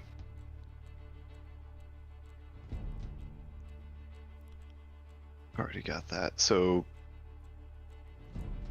there's 3 that are applicable. There's bipod, which is just, yeah, bipod would be great. And then if there's some way that I could rig up protected primer, since we'll be fighting in the sea spray and all that kind of stuff. And then long barreled is probably beyond what I could find on the ship. Yeah, I'd say over the course of these couple days, you can probably get one or the other of these. So you can probably get one enhancement through this downtime. Okay. I would prefer protected primer to bipod then. Okay. Then if you or someone, do you have gunsmithing tools? Is that right? Basically, when we talked, when I made the character, you said that whatever tool was needed, I could. So gunsmithing or tinker or that's whatever right, yeah. it is that I need to use. So yeah, if you want to make a check with those, you can. Okay. I call them gunsmithing tools on my sheet. What should it be based on? Intelligence? Yes. Okay. And I will whisper a prayer of guidance as I do so. What day are you doing this? Would you like a bardic inspiration if it's... That would be lovely, yes. Bump those just checks. listening to you with a fiddle up at the... It's working. It's fucking hard out. Fuck What a you champion. with the fucking anchor. You. Fuck you, you're a fucking wanker. We're gonna kick you right in the balls. Oh, it shouldn't be advanced. No. Oh boy. Okay. That was the first one anyway. I think it's Okay. a nice +0. Be worse. Did you get the? Oh, did you put them all in there? Oh, and then the Yeah, you Bardic should have the Inspiration. bardic inspiration too. Yeah. Please be at least a 3. Nice. Yeah, without any problem. Yeah, jamming along to you like, yeah, screw those guys. I hate like them. you actually see him like as he's working, like his head starts to bop to the beat a little bit. In the crow's nest, you just see the head. After he pulls off air guitars with the rifle. Yeah, and Roland, you kind of get this affixed, and you're kind of now jamming along to this tune and doing your best to kind of help out where you can with the sailing. And it's been about 2.5 days, and it's that afternoon of that third day when suddenly a loud whistle just rings out from the crow's nest. Just heavy and long, and you all kind of out of instinct kind of turn back and check, and the red ruin is still a good ways out on the distance, but immediately this bell begins to ring, and you hear Volarus just jump up. All hands to battle stations, move out! And people just begin to rush out. Miss Lorster kind of comes out to execute commands, and everyone begins to move towards various of these arcane cannons that have been set up, as well as the other defenses aboard. What are you guys doing? Okay, real quick on the mechanic of protected primer. Can you walk through how that will work? So Certainly. misfire score by 1, it's I roll and then lower by 1. Yeah, so with the misfire, it's only on a. Oh, maybe that didn't. It should be by die. Yeah, because it changed. You're right. It should be by a die, I think. Okay. Because it used to be it used to be a band, and then we changed it to a die roll because it was always on a 1. Yeah, so it should be decreasing the die by 1 now. Increasing? Yes, increasing. Sorry. Because the lower numbers are bad. Or it. Oh man, I apparently didn't change this. Maybe it'd be better to just do it. Just adding 1 to whatever you roll. I think would make more sense for rather than changing the die. Yeah. Yeah, I think for now let's just run it adding 1 to whatever you roll on the die, and then reducing the critical range by 1 to a minimum of 20. Yeah. So a minimum of 20 means that it just stays 20. Yep. So at what point would it ever be 21 to be lowered to 20? So it, the protected primer. Oh no, but that's a decrease. Okay, maybe it is a die then. Because I thought that was 2 buffs, but I think it's a buff and a negative. I think it's reducing the critical range. So if you've expanded the critical range, or if it has a wider critical range, then it shrinks it. Okay, so if you had a 19, it would go to 20. Yes, I think so. I think that's how I'm reading it. I'm sorry, I haven't looked at these in a hot while. So then, yeah, it would be an entire die that it changes it by, not just the +1. I thought those were 2 positives, but I think it's a positive and a negative that comes with it. Okay. I think that's how I'm reading it. So I now roll a d20 instead of a d12. For the misfire table, and I only crit on a 20. Yep.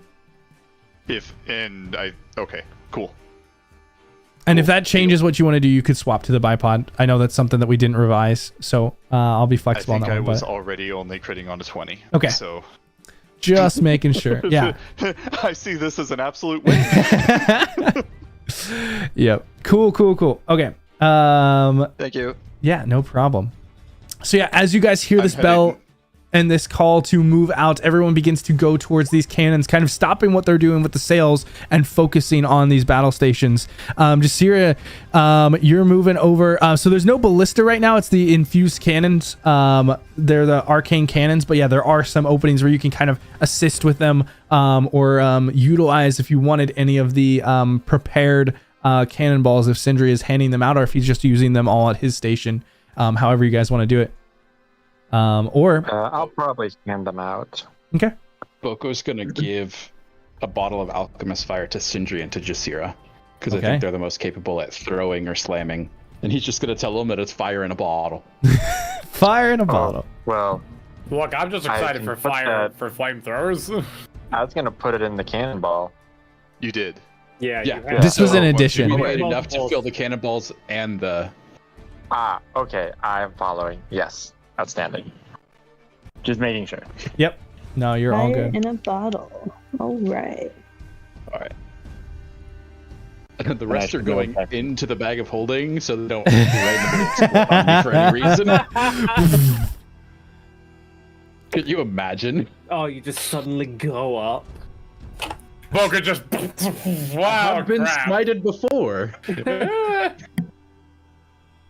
All right. So as you all. By yourself. If I remember correct, isn't there a musical division here?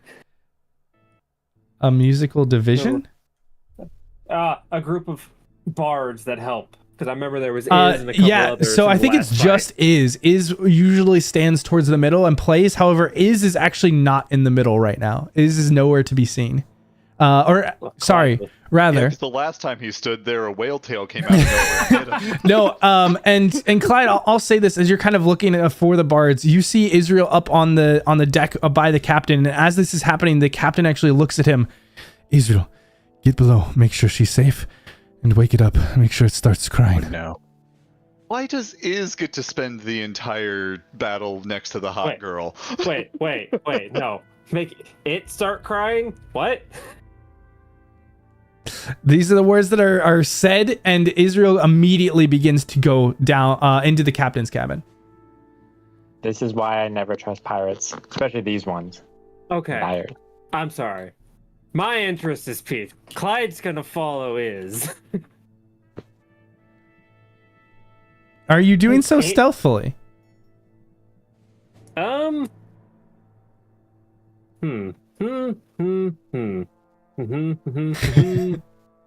Yeah, sure. You know what? Fuck it. I cast invisibility on myself. Okay. Okay, well, this will be interesting. All right, so you duck in after Iz. We'll get to that in a moment. Yeah. That I didn't like those words. No. All of a sudden, the song stops and everybody goes, "Wait, this is the best time for it." Cade and Sindri, what are you guys doing?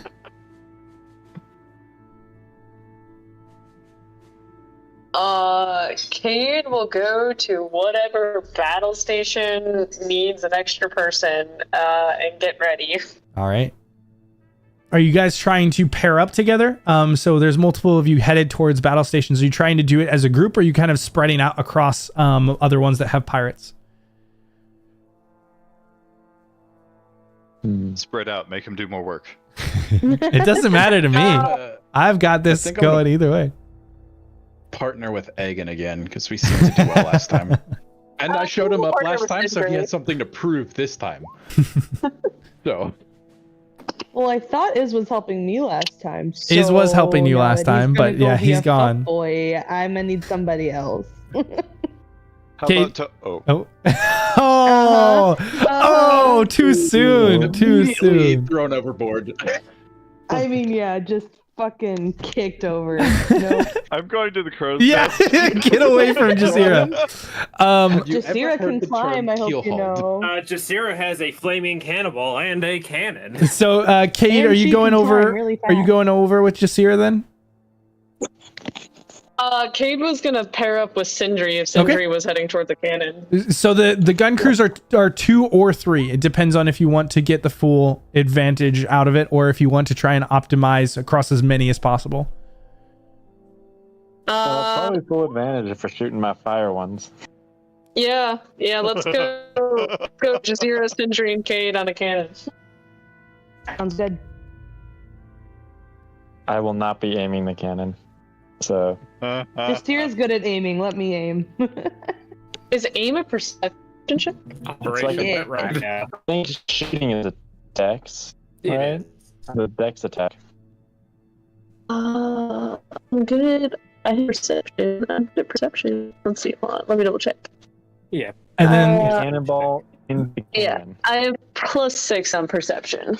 Thashalt, what are you doing? I guess I'm sorry. I don't think I gathered. Do we have an active threat going on, or is it coming toward us still? It seems to be oncoming, and actually, I gotta step away for just a second. I'll be right back. We'll be right back after these.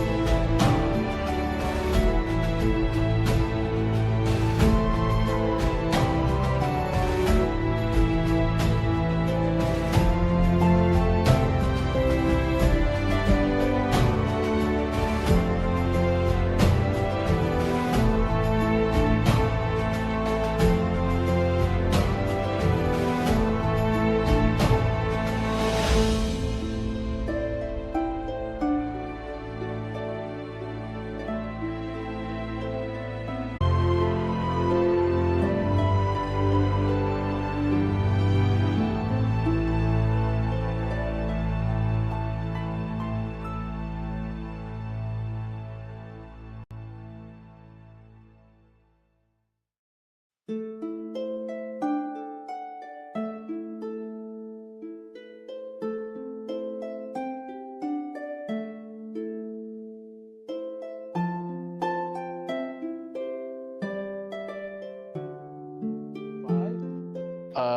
said the Crimson Haze is a ways behind us, but we're preparing for combat. Yeah, and so for Boko and for the Shalt, as you're kind of looking around, you're like, what is going on? Like the Red Ruin is still way behind. Like they're not even within cannon fire on the best of days, like not even close. And everyone is just like still getting into this situation, still getting prepared, and they kind of look at you as you kind of like ask around, and they're just like, the captain's orders, just do what you're told, and still kind of all preparing. And you see even Magnus and multiple of the others are kind of in the middle, kind of prepared, waiting with this kind of like assault team. You see Magnus and Co and others, and everyone is just kind of waiting with this tension, this quiet. I'd like to look up. Yeah, give me a perception check. I'm gonna hand a bottle of alchemist fire to Aegon. Is this a potion? Do not drink that. I'm just kidding you. And he kind of sticks it into his belt. Wasn't supposed to be. Strongly considers what would happen if he drank it. Actually, Cade will probably take out the spyglass for this and just be looking all around. But particularly up, because if the ship is that far out, then there might be something that they have an advance attack on. So you're kind of... I am going to the crow's nest and looking for sea monsters. All right, you can go ahead and give me a perception check as well, Roland. And Cade, as you kind of spy, you kind of look all different directions, looking up into the sky and kind of gazing back onto the Red Ruin. You can see the deck now, and just the tiny images of those standing aboard it. But you don't see any types of weapons. You don't see any other signs. However, Roland, you see these ripples in the water, and there's a sudden lurch as something impacts with the boat. Hold! This call just kind of calls out across everyone waiting. And slowly they start to load up the cannons, preparing the shots, just waiting and watching. And Roland, from the crow's nest, you start to see it first. As you are tying yourself in and look over, you see these spots where the water is breaking at the edge of the ship. These thick black tentacles are rising up the side of the boat slowly. Not again. And as those of you in the gun decks, either on the mid deck or on the top deck, start to see these slow tentacles rising up the side of the boat, the Volarus's voice just calls out, just hold, and they still get higher and higher as they start to pull back and they start to curl. And there is just this moment of anticipation, and I need everybody to make me a wisdom saving throw. Even you guys Clyde? can do it at advantage for this. Even Clyde? No, not Clyde. No. Clyde, you have no idea any of this is going on. We'll get to you in a second. Absolutely. We stop. You're ready to kill some crackers. Cleric and the monk are not phased. It's pretty good roll Done with all this around. sea I had no hentai business shit, guys. passing that. Let's go. And in this moment, as these tentacles begin to rise and curl like these sick fingers, everyone holds for this moment, steeling themselves and preparing for what is to come. And the captain just in this shrill voice, just piercing through everything. Fire! And in this moment, there is a cacophony of sound as all of the cannons just... and this smoke starts to billow out as they slam against these heavy black tendrils of this creature, and the sea around you starts to bubble and writhe as this creature emerges beside you all. He cute. Oh no. Can we have it And- as a pet? Look at all them eyes. No. And I'll don't need to bring over some tokens so that we can get some initiative in here. Oh boy. Just all right in the mouth where they should belong. Yeah. Yep. Let's give it some Sometimes heartburn, we everyone. really should just lose to the sea monster. Oh, okay. Talking about what happens if you eat it, let's just pour a bunch of this alchemist fire. in Why its are gut. you guys Light it not on That's coming what I was over with the thinking. right tokens? That's weird.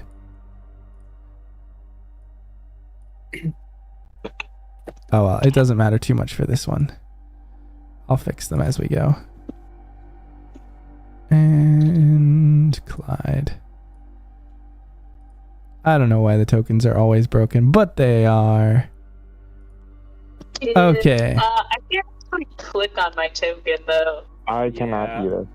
None Of us course. have access. Oh Remember gosh. what I've remember been what our having- enemy said. Don't can hurt click the on sea mine. life, guys. Here, I brought myself over. Why does it work when Yeah, you bring same. yourself over, but it I doesn't don't work know. when I bring you over? Okay. You would think the DM should have permission, but no. What? Nope. Okay. Wait, how did Yeah, it you works when bring I drag yourself myself. over? If you just I went drag over your to- character sheet onto the screen, it should hopefully work. All right. looks Well, I like guess mine worked. Cool. Everybody but Jasira? I mean, I tried to put my character sheet on top of it. I don't know. what You got to go mean. into your journal in Yeah. that tab in the top right. I totally selected my token. Goodness gracious, let's see. I'm sticking with Journal. my 19.2. Holy crap. Sindri is way too high of initiative in this, And and way too little knowledge about what's going on. Big Don't worry, monster Cade goes attack. before you. more. No, this is what happens when you're at sea. You should be used to it. A You have to be tentacle very is coming out to specific. attack you. Ah, not 119. Cade's gonna Bree, go did you and get it go figured and then out? Go again before the rest of us. No, I have no idea. Okay, I've so never done this. you know how you open your character sheet from your journal? Yeah. Instead of opening it, Oh. just drag it from the journal in the column on the right to over to the battle map and then let go. Well, let's see if I can do that. If not, I'll go ahead and copy it. It's gonna fight me the whole dang time. Yes. There we go. Bam. Hey. All right. Now everybody should be able to roll initiative. Yeah, let me get her.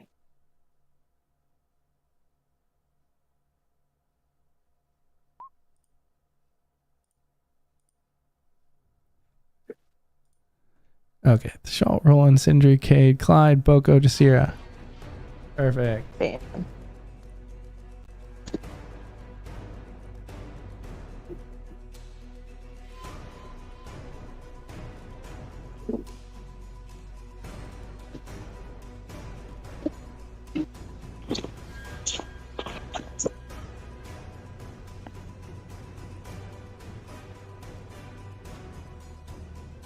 All right.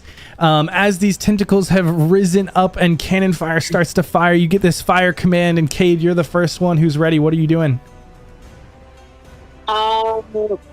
Okay, I guess the first thing we can do is take aim, right?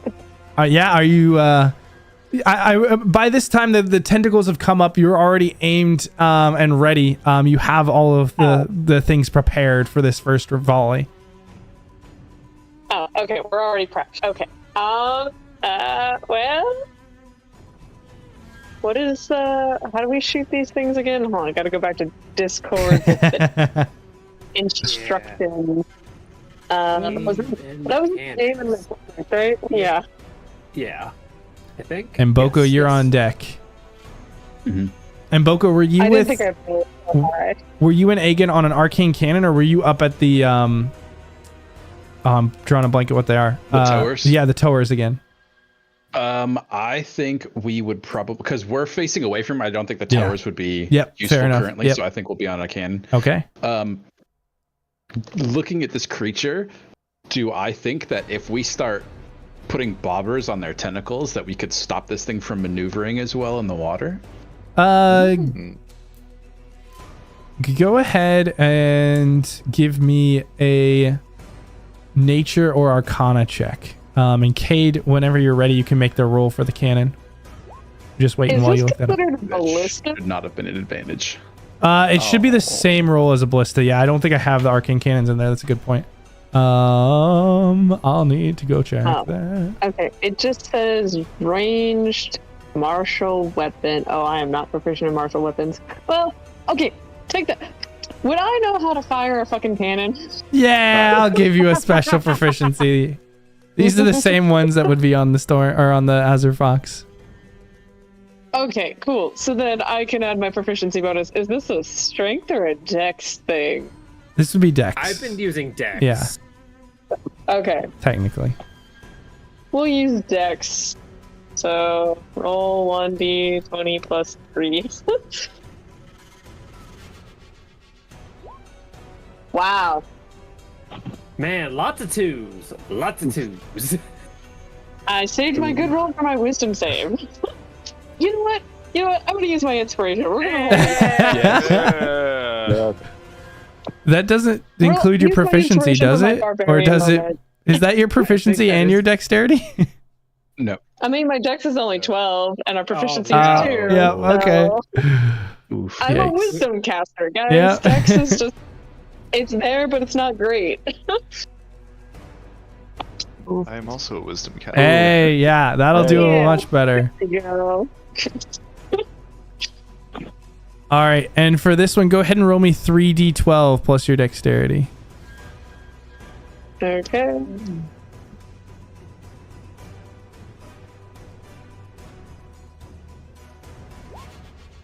Perfect.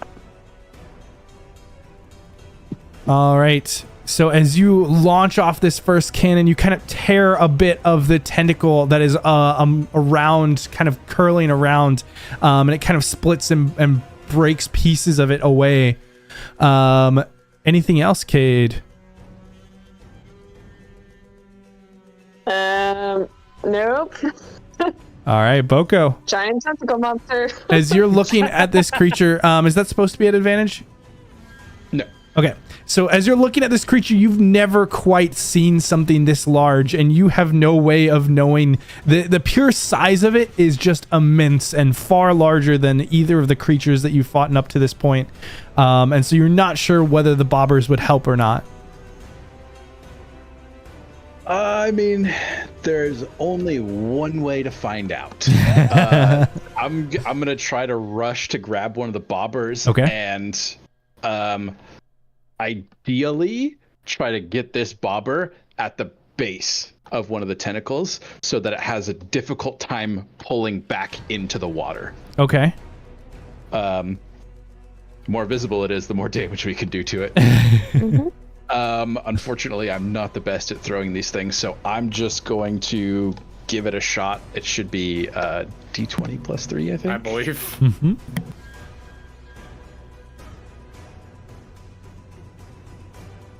Hey! Nice. Have faith. All right.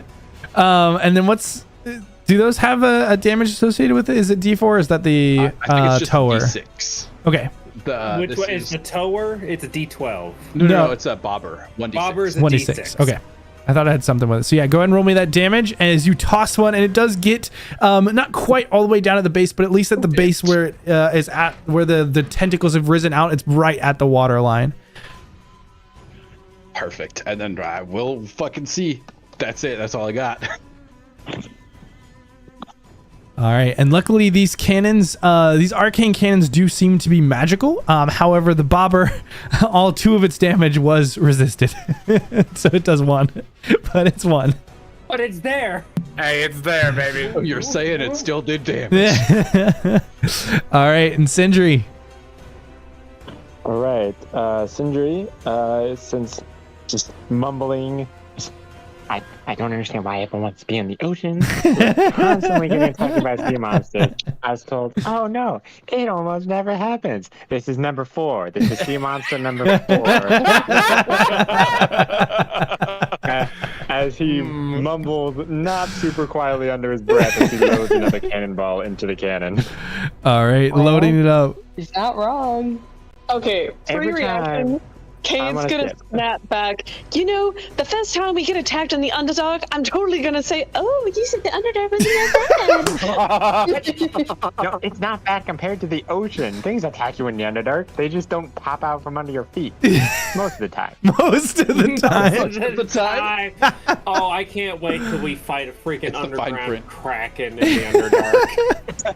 A bullet. Cave hentai. Just wait until we find the Earth hentai. Then it's over. No one is safe.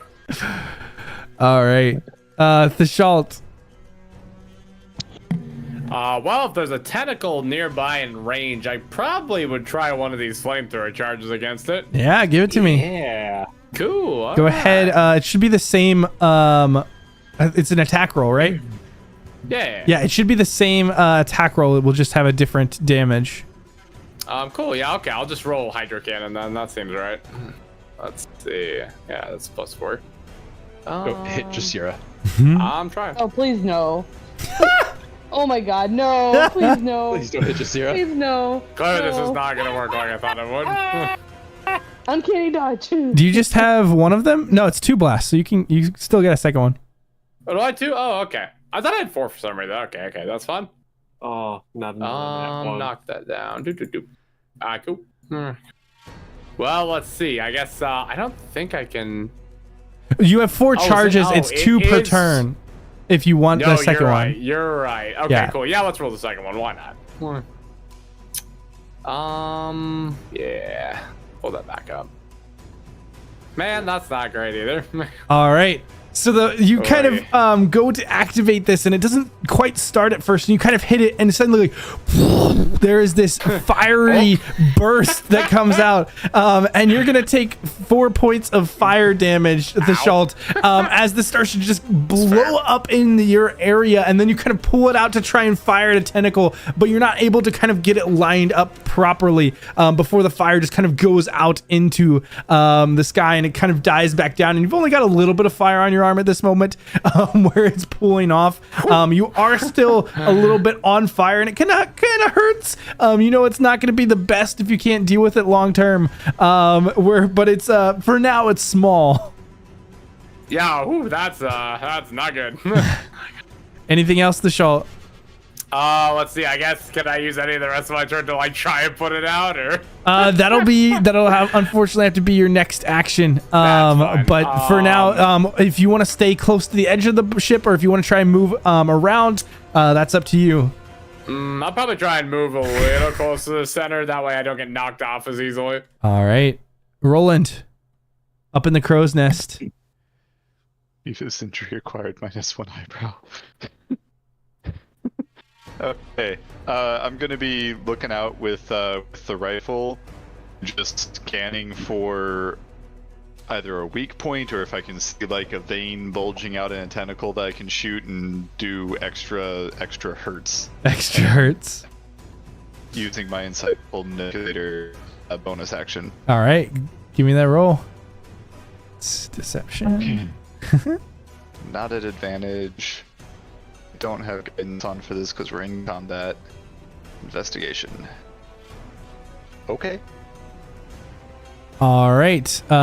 You can give yourself or another creature a bonus on attack rolls against this creature equal to your intelligence modifier until the end of your next turn. Okay. Awesome. I will fire for the tentacle in front of Cade then and give Cade that hole in the defenses. Okay. So you're trying to... Wait. Hang on. Yourself or another creature a bonus on attack rolls against until the end of my next turn. Mm-hmm. Sorry, I had that themed wrong.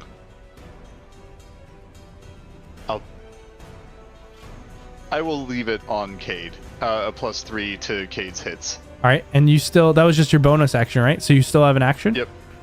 And I will use that to fire. All right. at that tentacle and theme it as I'm making it. Yep.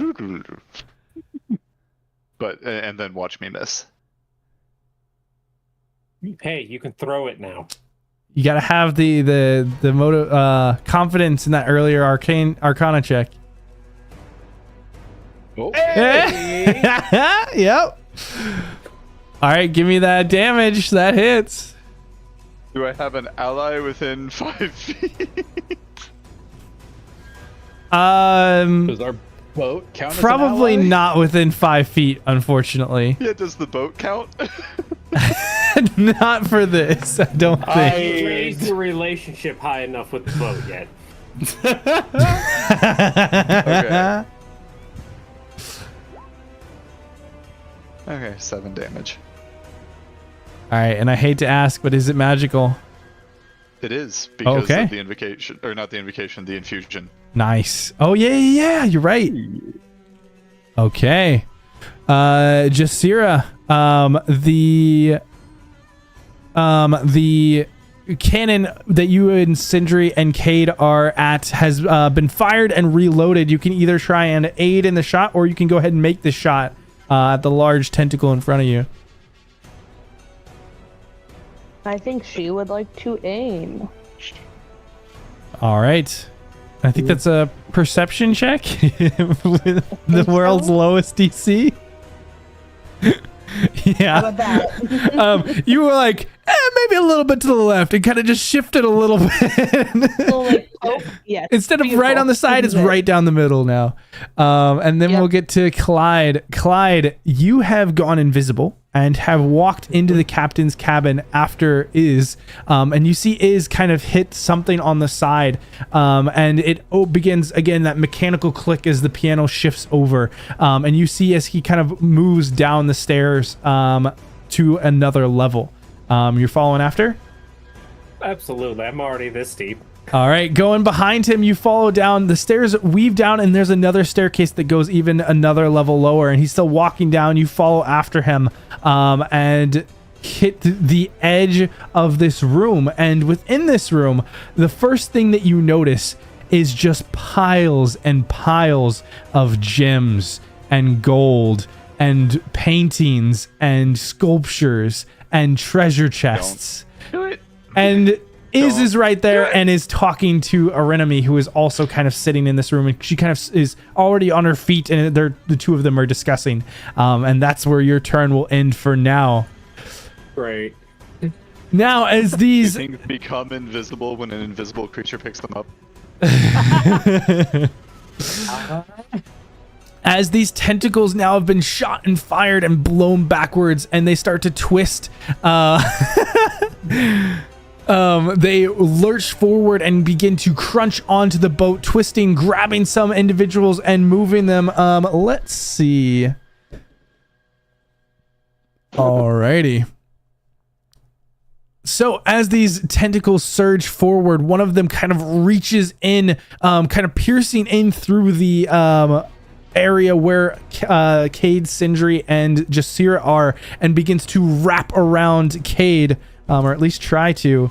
However, Cade just slips out and kind of pulling her cutlass along the tentacles. It slides back out. Cade, go ahead and give me just the damage roll for your cutlass. Because they rolled a natural 1 on that one. Which is fine. It's fine. But the ship around you already starts to get crunched as different parts of the railing and different parts of the deck begin to cut in. Oh my God. You know what? Sure, give me that. Or just give me the damage on this. Yeah, it wasn't technically an attack. It's fine. Okay. That was just an easy thing to roll damage. Yep.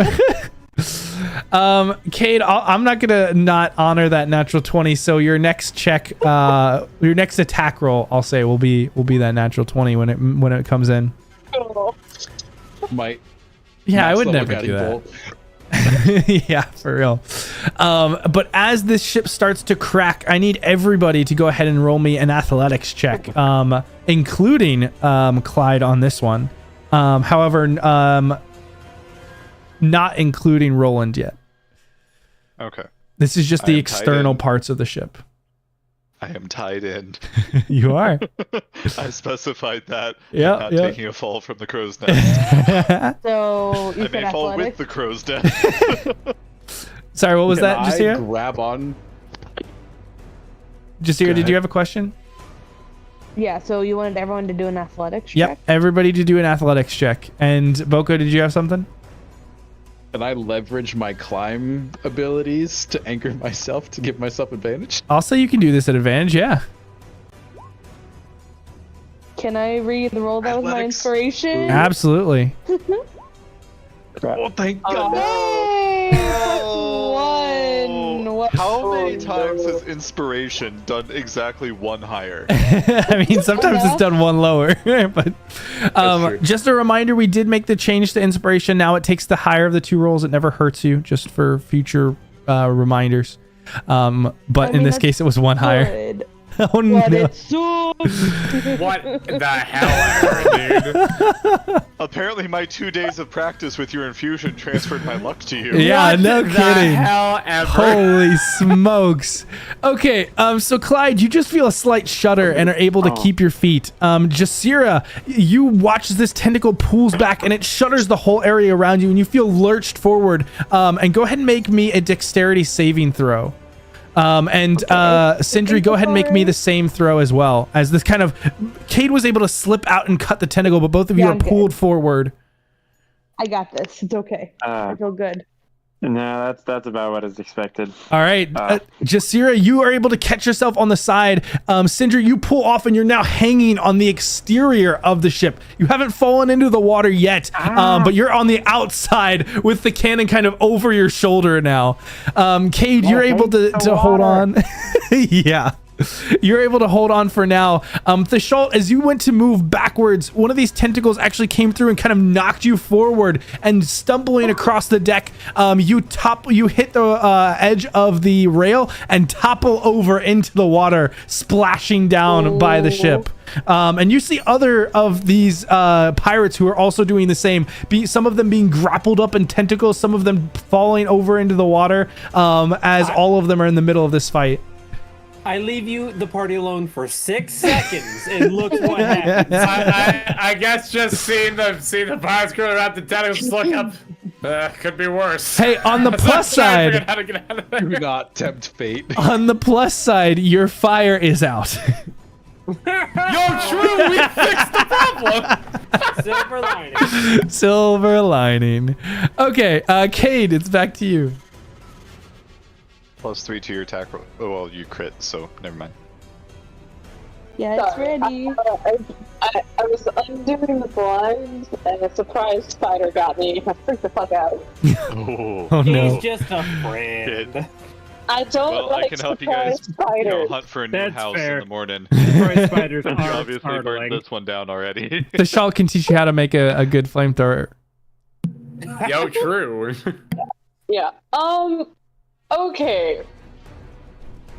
Since I rolled a nat 20, can I say I used that to help Sindri get back overboard? I as much as I would love to say yes, it's not just a free natural 20. It is going to have to go on your next attack roll, but you can still try and get Okay. Sindri up. That's fine. Well, he's heavy as fuck, and I'm not strong. Let me. Ooh, Um. called you fat. Stents. She called them Okay. Get good. over this. So I'm gonna say this. I'm gonna do this. This will be like a clever help action for Sindri to get himself up. Is I'm gonna use my turn to use shape water, and basically like create like a platform like for his feet, and kind of like get it under his feet and like push him up, and as a help action to get him overboard. Yeah, that's a dope use of that spell. I'm down for it. Absolutely. Just this water platform kind of comes up like a geyser and begins to help push him up. We'll get to Boko first. Boko, you have done your best to kind of stand to stay stable. You're still a little wobbly, kind of knocked up to the edge of the rail here, but not quite tossed over. What are you doing? As initiative has gone around once, has Aegon fired the cannon that we loaded already? Yes, he has. Okay. I'm going to rush over there and I'm going to reload it for him. Okay. Reloading up into the cannon. Are you using one of the fire cannonballs, or are you using just a normal one? I think I'll use a normal one. I want to use those ones against the Red Ruin. All right. And that will bring us to Sindri. Sindri, you have this geyser under your feet as you're being propelled forward. You're still hanging on the side. If you to get yourself up, you can go ahead and make me an athletics check at advantage, unless you wanted to do something else. Okay. Nope. Sindri's definitely going to try to get away from falling into the ocean. The ocean is coming up to your feet. Gotta move faster. That's all Sindri's aware of is like, oh my god, I'm already at the water. The one thing that truly scares him. Yeah, without much of a problem, you climb back up onto the rail, onto the deck, and kind of plop down, kind of breathing heavy as the water had propulsed you upwards. That did take your action, but is there anything else you'd like to do on your turn? If I can do the bonus action to start tying a rope around myself. Sure, I'll allow that. Starts tying it around yourself. It's not tied around to anything else yet, but it's you've got it affixed to your waist. The one time I'm not tied into the rope, I get shoved off, and we get attacked by another tentacle monster. Every time.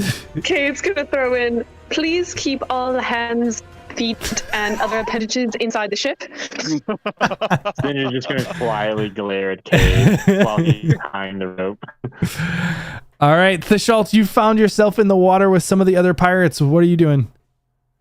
Yeah, oh gosh, what am I gonna do here? I guess, am I even cool shit like try and climb back? Here is sloshing around. Yeah, you can hear his footsteps further down. I would like to slosh in sync with him in the direction he is heading. And you hear this, like, dull... It's very light, but it's this dull kind of humming coming just from around this area, and you can't see anything. You don't know which direction to go, but you kind of hear is off to the side and kind of start to slosh in that direction. And now, let's see. Okay.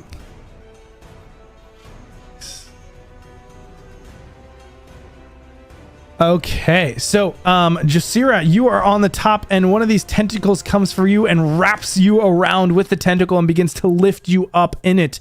You are going to take, let's see, 13 points of bludgeoning damage as you are lifted up and you are grappled and restrained. I hope you know I had to pee, and you made me come all the way back just to take note of this. 13 bludgeoning? 13 bludgeoning, grappled, and restrained. Okay. And you might as well do your, what is now a, actually, no, Jasira, you don't have to make this, because you're grappled and restrained. I do need everybody... I'm also tied to the boat. I do need everybody to now make me a strength saving throw, outside of Jasira and Thishalt. Okay. Even Roland in the crow's nest. Even Roland in the crow's nest now. If that is a failing saving throw, my gem activates and Clyde saves it. Oh, that's true. Because it has been a long rest. So yeah, you succeed. Get advantage for being tied in. Not on this one.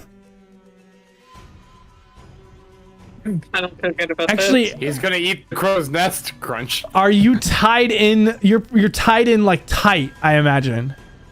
Not loose.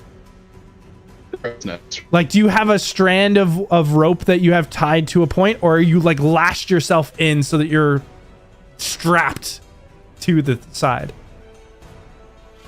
I mean, I would still be able to move around the crow's nest, so it would be loose, but not. But like maybe a foot or something. Foot or two. Yeah. So okay. like. Yeah. So no advantage on this strength save. So that I don't get knocked out. Yes. And fall all the way to the deck, or the worse, the water. Yeah, just kind of like that ball and cup game where it just kind of hangs around the edge. Yep, that's gonna be Roland in a minute. Okay, so no advantage? Yeah, no advantage. Okay. Yeah. You keep using all these words that I don't like athletics. And yet you keep saving them, so... Which I have no business doing. So yeah, as these tentacles again are grasping on the ship and breaking, snapping some of these boards, throwing everyone to the side, most people are able to kind of get their legs and lock in. Roland, you kind of do topple off and kind of find yourself hanging on the side. Luckily, you are still strapped in. You're not too far, but again, you are kind of hanging now on the outside of the crow's nest versus on the middle, and you can hear the cracking of the boards and the mast as it's starting to split up from the base. The mast is splitting. Not quite splitting, but cracking. The entire ship is cracking. Maybe I don't want to be tied to it. Uh-oh. Cade. Hey, at least you aren't in the bowels of the ship if it goes down. Yeah. Yeah, and I guess I will say for Clyde, as you start moving backwards and forwards, you're about thrown into this liquid before you kind of catch yourself as this gem starts to pulse around you. But you have certainly caught the attention of Yves and anything else nearby. Good, I'm still invisible. And Sure, Cade. I mean, I know I did save. You know what? No, 11 does save for this one so far. This isn't bad yet. This is just ramping up here. Wait, yet? Cool. Yeah, you wasted your good roll. What- Might want to tie in. What you doing, Cade? Oh, I'm good? Sorry, I thought you were calling on me to say something was happening to me. No, yeah, you have maintained stability right now, but you can see around you it's starting to get worse and worse. That these tentacles are breaking the ship, and what started out as everyone firing, now a portion of the people are in the water, a portion of people are in tentacles, some of them are unconscious or dead, and some of them are still trying to fight. And so you have to choose your role here, whether it's survival or aggression. Oh, it's aggression. Yeah, I'm gonna use that net 20 to fire on it. All right.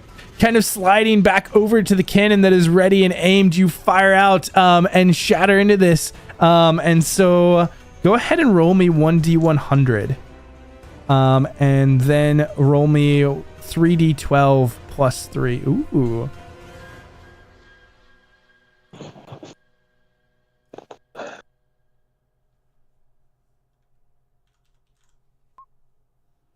Ooh.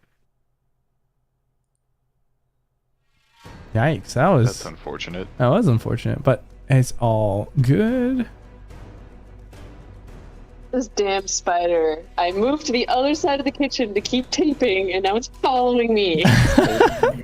Have you tried... Now, hear me out now. Have you tried killing it? I don't extreme like any prejudice. near spiders. They're creepy. Just let him outside. There you go. Just put him on like a paper towel. Just go put him Yeah. on. Just open your hand and let him crawl in and then carry him Don't do outside. that. Don't do that. You don't have No. to do that. Okay, tiny spider's fine. He's big, okay? Yeah. All big right. spider's That the one means he's dangerous. less likely to Yeah. poison you if he's big. That's what I'm saying. He's less dangerous. That's fine. Most And- of the time, I don't. This one right here will really hurt. Okay, not his spiders. This one will take you to the hospital. Cade, And yet you own it as a pet. yeah. Cade, as you fire, you actually get a sight on the body of this creature as it's starting to come up out of the water, and you see part of its head, and you fire down in towards the water, and it doesn't do as much damage, but it starts to daze the creature slightly, and so it has disadvantage on its ability checks until the end of the encounter. Okay. Yay. That's something. Disadvantage on his plus 30 to strength. All right, time to stun it. Oh no, the saving throws. You know what? Bonus action. We'll throw a little healing word at Jasira. All right. Yeah, looking up at where Jasira hangs, you toss one up in that direction. Give me that roll. 10, nice. Ooh. And Boko, your turn. That one tentacle that I hit with the bobber, has it been able to retreat back into the water yet? None of the tentacles have really been retreating into the water. All of them are fully aggressively breaking the ship or grabbing sailors. Gotcha. And then, so I just loaded the cannon for Aegon to shoot again. Looking down into the water on this side, how many pirates do I see that are in the water? And then what are their status? So on this side, you see about 2 of them that are swimming, and you see 1 body that's unmoving. The 2 that are swimming, do they look like they're going to be able to make it to the ship and get back aboard? Yeah, it looks like they're in the process of swimming towards it now, and some of them, one of them is kind of like stabbed a tentacle as he's gone by. The other one is actually kind of swimming just in a dash straight for the ship. Okay. Yeah, I'm going to set this cannon for aim and see if we can get him advantage on this shot. All right. You're trying to aim it in for Aegon, who is kind of rushing up. And we'll get to that. We'll get to that in here in a second. I'll go through and describe some of the other things that are happening as well at this time. Sindri. Oh, sorry. Did you have something else, Boko? No, it's just perception. See if we can get the aim right. The DC is 4, right? Yeah. Yes. Okay. Sindri, you're up. All right, so we're still fighting the big tentacle monster. Does it look like it's wanting to back off anytime soon? No. Are we no, winning? It doesn't. Are you winning, son? All right, well, Sindri will finish tying his rope while muttering, every time goes in the ocean, gets attacked by a tentacle monster. Every time, without fail. And then he's going to load a cannonball. All right, loading up a cannonball. Ready to go. The Schalt. All right, well, I guess I'm going to try and fire again and then keep climbing up the ladder. Okay, give me those 2. Because I doubt... I can't get back up to the deck first, right? It's probably too You're far. you already swam and moved over with your movement, and so it's just climbing up, which you could probably do if you wanted to get up there before you take your shots. Yeah, let's probably do that, actually. All right. Let's get all the way up there to see if we can't make better To shots. shoot from the side. You know what, you're right. Let's shoot both and then climb up. Okay. All right. And a better vantage. Hey! Look at that. Hey! The first one does hit, the second one does not. Thank God, I just needed 1 to hit. Goal 9 force damage. Nice. All right. So I just gotta say, thank goodness, finally, and I keep climbing up to get up to the And then you deck. climb up to the top, or up to the deck once again. Roland. All right. We're going to do it again. I'm going to go look at another tentacle that's holding the one holding Jasira. All right. Give me that roll. Oh, okay. Okay, I think it's still... Oh, no. The next time the creature forces you or another creature you can see to within 60 feet to make a saving throw, you can grant a bonus to the saving throw equal to your intelligence. Did it roll a natural 1? It rolled a natural 2.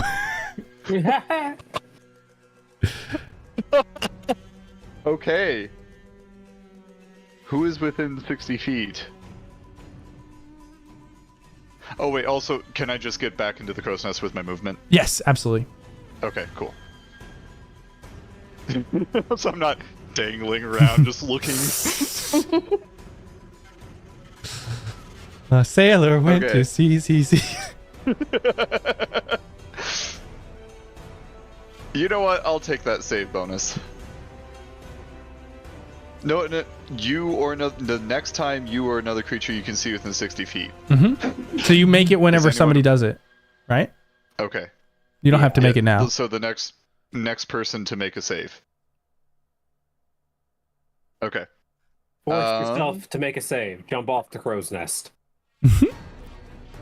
Okay, and then I will shoot at the one holding Jasira. Go for it. Oh. 13 does Another not 13. hit. Yeah, We are really fond of the 13 dice tonight, guys. it's a little There's scary. been a lot of below 10 rolls, guys. Yeah. All right, It's going Jasira. on the counter. Oh, bugger off. What you doing, Jasira? So, did you say I'm restrained and grappled?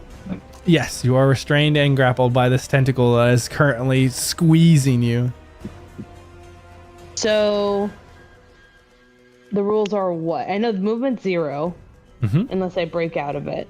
Yep. So, and what is the attack rules again? Disadvantage on attack rolls. Disadvantage. Does that count if I throw some magic fire at it Yes. to give me a chance to boogle out? So if you're doing a ranged attack and you have an enemy within 5 feet, it's always at disadvantage. Just set yourself on fire. What could go wrong? Well, But Be there's smart my for the rest of other your monk. life. It would have been fine.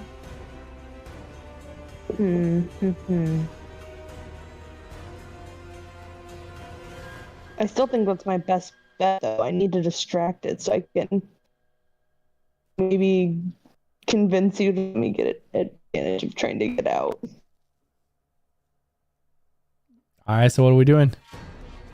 Yeah, I think that's what I'm gonna do. I'm going to throw one of the arcane fires at it. All right, give me a dexterity Give me a chance to get out of here. dexterity check So.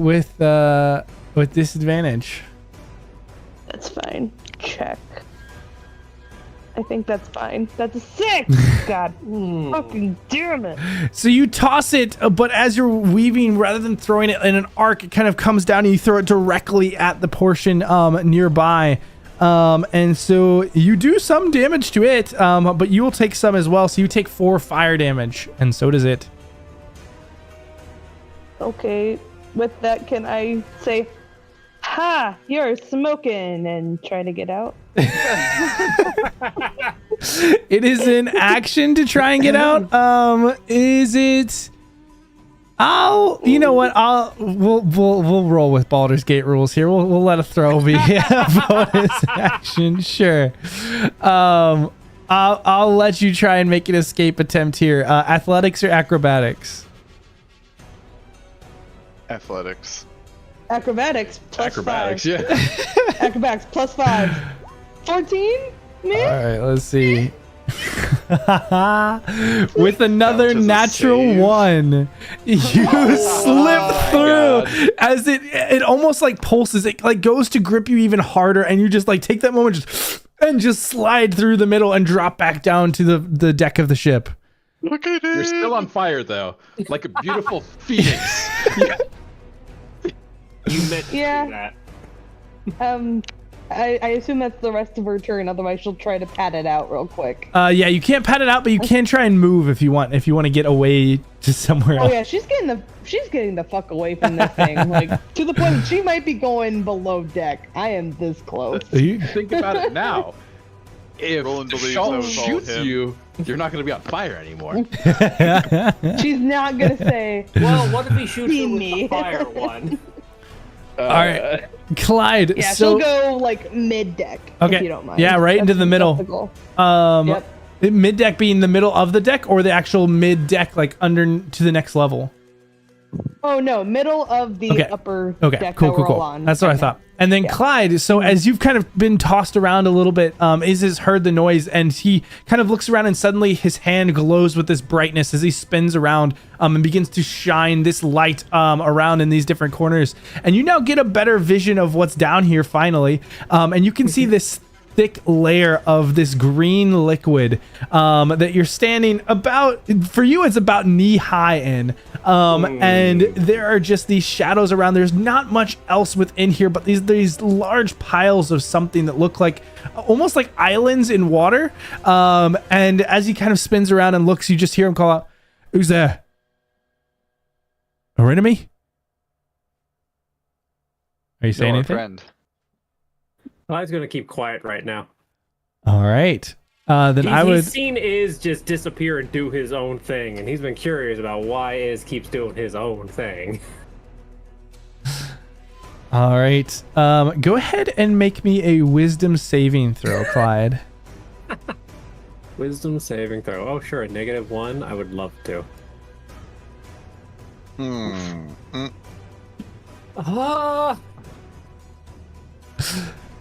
So I'm guessing he isn't within 60 feet of me. Not that it would help. no, he is definitely not.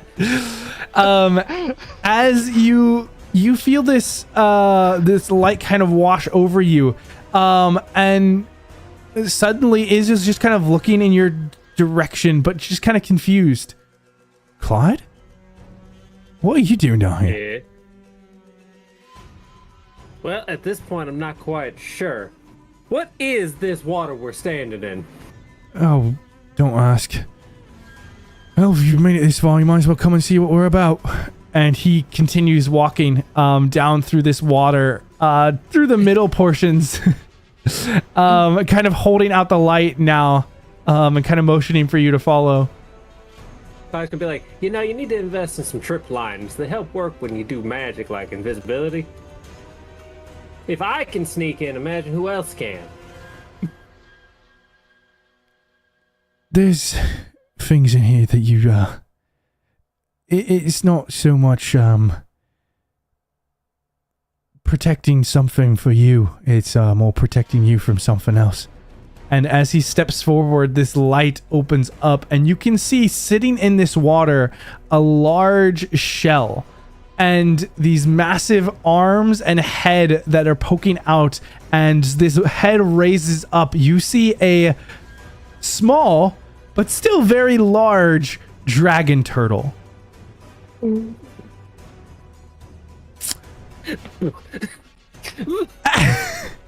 And as Israel shines this light, he begins to call something out, and the dragon's turtle mouth just opens up and just it emanates this loud noise, and it starts to echo. And even on deck, some of you kind of Cade and Boko, you kind of catch this distant sound, but you're fighting a sea monster. It could very easily be the sea monster itself. But Clyde, as you see this, there is now a shuddering again as these tentacles kind of shift. And I need everybody to make me another strength saving throw. And this time it will include everyone.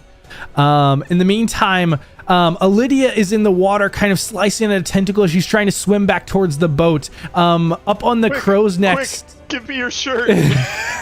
Up on the crow's nest, Roland, you can see Whisper as he has two of these pistols just firing shots at the various tentacles.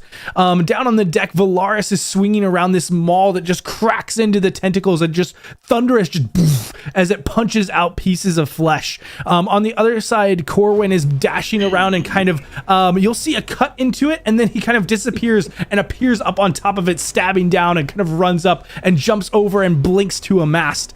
There's a small fairy moving around with another hammer as she's just going and just hitting everything that she goes by just with this furious yell. And you see Magnus, the large purple creature named Hazel, and the Goliath woman Ko, who are all just whacking at different things and trying to free the various pirates that are in the tentacles. And Ko herself was coming over towards Jasira, and as you watch as Jasira drop out, she just kind of gives you a nod and looks on.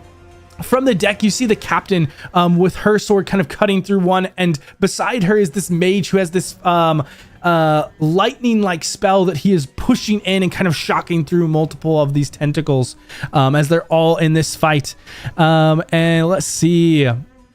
All right, so Clyde, as this other thing gets rocked, you find yourself tossed off your feet and thrown headfirst into this water as you submerge underneath it. This Schalt, you are knocked off your feet and knocked prone onto the deck. Jasira, as you're running towards the mid deck, you're immediately knocked onto your belly, but the boards underneath you crack and you start sliding over towards the rail. Make me a dexterity save. For Roland, as this mast you start to see is cracking, it starts to move and lean, and you can feel the mast starting to be lost. Boko, you also kind of flip and fall onto the deck and start to slide. I need a dexterity save from you, and Cade, same thing. Didn't mean to click to. Oh, okay. Yeah, sorry. It's 2 for Cade, 6 for Sindri. Okay, got it. Thank you. I was reading through, catching up. So you and Sindri will need to make a dexterity save as well, as all of you start sliding towards the edge as the ship is starting to crack and break at the edges. The body of the ship is still holding for now, but the boards on the deck are starting to become treacherous and are now considered difficult terrain. Okay. The first roll will be for Sindri. I'm looking at Whisper and just like looking at the rigging. That's funny. Oh my god, Nice. Could I leverage my climbing abilities to keep me from sliding off this? You can roll your dexterity save at advantage. I got a 3. Dexterity save is also one of those words that I don't like very much. Man, that is. Oh no. Oh god. I'm tied off. So yeah, Cade and Boko slide off to the edge and are currently hanging by their fingers on the edge of the board, but it is getting difficult as these boards are breaking to hold on. But they are for now. Okay, that will bring us to Cade. Cade, you, as you were sliding, just kind of backflipped up onto your feet and are not even prone anymore. Cool. So I'm upright. Yes, you are upright, and Sindri is once again hanging onto the side of the ship. So did the 10 help Jasira? Sindri got the nat 20. I got the 3. Jasira, you were able to just catch yourself. You're not hanging, but you were on the edge of the ship again. Sorry. Okay. Austin, did you hear that? It's Sindri has the natural 20. Oh, Sindri had the natural 20. Oh, so then Sindri... Yeah, Nicholas came limping downstairs, so Sindri hits the boards and kind of pops back up to his feet, and it's Cade who is now hanging off the side of the ship. But it is your turn, Cade. I just smacked myself through your phone. That's what it is. Okay. I'd like to climb up overboard. All right, give me an athletics check. And this one will be at disadvantage. Cool. I'm not good at this.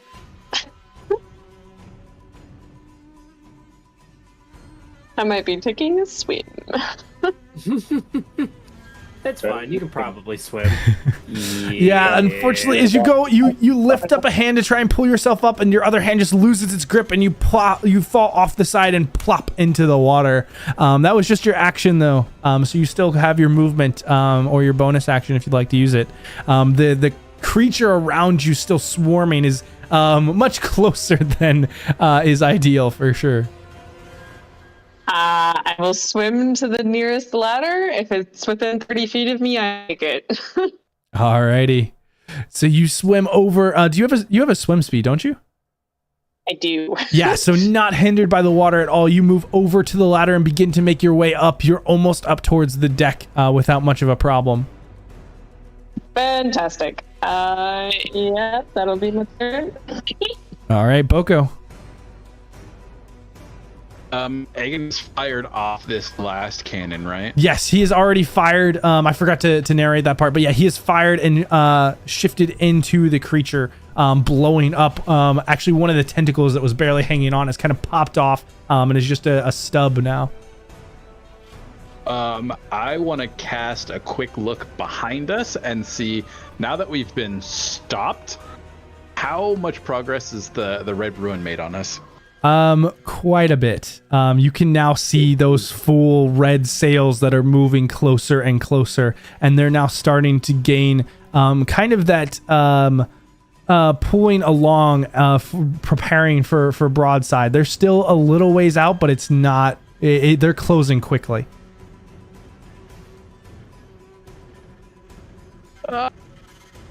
And then Sindri is up on deck as well. Yes. I would like to spider my way back onto deck, and can I make it to the Leviathan Slayer, the weapons? Yes, you can. And try to throw one to Sindri? Yeah, sure. I'll spend my action to dash if I have to, and just grab one and just hurl it in Sindri's direction. Yeah, just tossing this heavy blade, and you can see that at this point, similarly, Magnus, Hazel, and Co have all picked up similar weapons. But yeah, you toss one over to Sindri. who kind of grabs it as he's kind of jumping up and just kind of ready to go at it. And Sindri, it is your turn. All right. Sindri will grab the weapon, seeing that Cade seems to be fine already on the ladder. Still glaring and muttering under his breath the whole time about the sea being... It's safe, they said. It's not dangerous. It's so weird you got attacked by a tentacle monster. Yeah. And I'm going to attack one of the tentacles within range. All right. Give me that attack roll. Do I have this thing? Do I have this thing? Yes, I do have Leviathan thing. Yeah, it should be the same one that you used before. Alright. Yeah. Oh. So yeah, you come up and just try to swing towards this thing, and the tentacle just kind of wraps around and baits you. There's a intelligence to this creature that is more so than any of them that you had fought before. It's not just attacking and letting itself get hit, but actually maneuvering the battlefield and those on it intelligently. All right. Sindri's just going to be angry. Double check the fastening of his rope around his waist. We may not want to be tied to the ship here pretty soon. All right, Thashalt. Well, I want to be tied to... I don't float, man. Alright, this stupid monster's still trying to destroy stuff, so let's try, oh gosh, is there... No, yeah, let's just try shooting it again. So I don't really have like a spell that can do much on that, so it just might be better to just make him go away. All right, give me the 2 shots. Hey. Yeah, All right, well, the second one definitely hits. Thank goodness. Alright. Nice, 5. Every little bit matters Cool. here. Yeah, right. And Just try and keep myself like relatively in a safe-ish spot. trying to stay stable here. All right, Roland. You feel that leaning of the mast as it's getting weaker and weaker. Yeah, no, I'm shooting a glance at Whisper and then looking down at the deck and seeing if he's thinking the same thing I'm thinking. You still have that bomb that Whisper gave you? Yeah, you Now do. might be the time. He gives you like a nod and just this motion. Abandoned crow's nest, got it. I think I do. But still you have are that bomb, still don't I? tied in. I also have the paralytic Febreze bomb.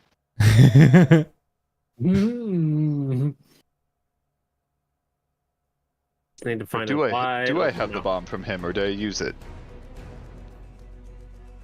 I don't. The bomb from remember him you it's haven't different. used. The one that you're thinking of, I think Okay. there was another that they gave you specifically to break the wall. But that's not the one that Whisper Okay. gave you. Okay, I need to add Whisper's bomb to my inventory then.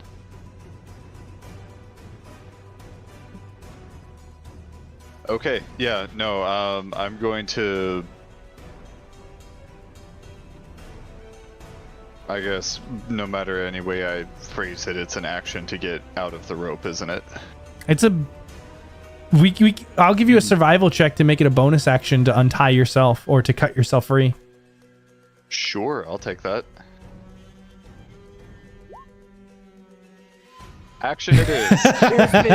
So many Tugging on it, be like, just go like, I tied this to be a quick, fuck it. Pull a dagger, cut the rope, and then Leave it to Roland to over-engineer it. and then I'll get off the crow's nest and see if I can just like grab a rope and slide down to the deck. All right. Give me an acrobatics check here. Or I can go down slowly over the rigging. Your choice. No, I'll take the acrobatics check. It will look cool. Yeah. You go down and grab the rope and just and it hurts a little bit going down like that. But you kind of hit the deck, and you watch as Whisper just full on eagle dives off the edge, and begins to fall. And you see as a feather fall activates as he slowly drops down and just superhero poses up to his feet with the pistols drawn. Jasira. Cool for that long. Boom. Oh yeah. What? and Jasira, you're up. Could I bonus action insight the thing again? Yeah, sure. Oh my. Go. Oh my. Yeah. What do we have here? Okay. Please tell me it's over 20. It is actually. Knockout blow. The next time you attack the creature, you stun it until the end of your next turn. Once you use this option, you can't use it again until the next short rest. If only you had done that before you used your action. Yep. All right. So that's the next time I attack. Yep. And Just it's just attack, not hit. it is technically just attack. Throw your Jasira. gun at it. Be So we're back on the edge. Yep. Right? Okay. While we're at the edge, we're going to try to, like, lug the other arcane fire at it. And Okay. then run back towards the middle of the deck. Give me another dexterity check. Good lord. Okay. In theory, dexterity is okay. It is Nice. okay. Yeah, that'll Yeah, hit. as long as this thing stays on fire, it's taking constant Go damage. ahead and so- roll me 2d8. And I do need you to also, since you are still on fire. Oh, right. I should pat myself out. Well, I think that's an action to do, isn't it? Oh, Yeah. Usually. Yeah. I don't know. Is it not Leap into the raining? water. well, no, we said throwing was a bonus action though, so you can pat yourself out and you can throw this. So go ahead and roll me 2d8 Yeah, for that the alchemist damn. fire. That'd be lovely if we can. Ooh, nice. Nice. One had to work. Okay. And Clyde, as you come face to face with this, what is probably a good 15, maybe 20 feet across dragon turtle that is just sitting in this water. Clearly not an adult, but it is still massive and could easily snap you up in one bite. What is that? What are we even doing right now? Wait, is this water? It's shit! It's not just it's. Among others. Ah. Went for a little swim there, did you? Alright. No, none of it got in my mouth. as his hair is like green and dripping. Come on, we gotta get back up towards the enemy, make sure she's alright.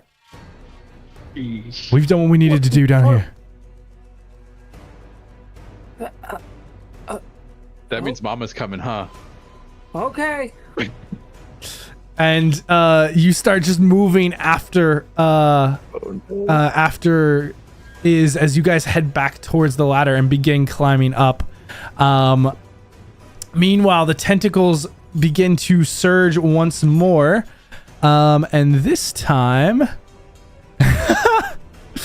it's gonna be Roland. And let's see if it hits. Yeah. So Roland, a tentacle goes and wraps you up, and you are grappled and restrained and will take 10 points of bludgeoning damage. Oh. In the meantime, I need everybody but Roland to make me a strength saving throw.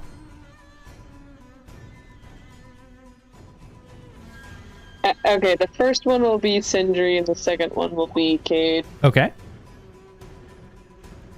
All right, Clyde, make me a dexterity saving throw. Yeah, am I gonna fall back into shit? Oh. Yes, you are. That was I didn't get any None of of it got in my mouth. No, I'm about to say it's mid like so. Is what is up with that? What the fuck is up with? All right. So Clyde, you're gonna take 2 points of bludgeoning damage from the fall down and just right back into the water. Jasira, Boko, and Cade, I need all three of you to also make me a dexterity saving throw as you start sliding to the edge of the deck. With a 16? My 16 wasn't enough. Oh no, sorry, I didn't know you were at. Sorry, yeah, 16 is enough. So it's just Jasira and Boko, who both of them go towards the edge and just slide straight off into the water. Just psh, psh. So is my rope not helpful anymore? Your rope is helpful. You are now kind of hanging on the side of the ship rather than in the water. You're right. And that'll bring us to Cade.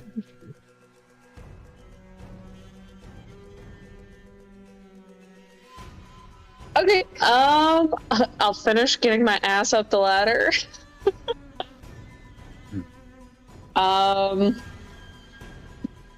Golly, I don't even Cade, know as anymore. you look around, you can see there's still about 3 or 4 of these pirates who are up in the tentacles being squeezed, and a good half dozen are just bodies unmoving on the ground. Okay,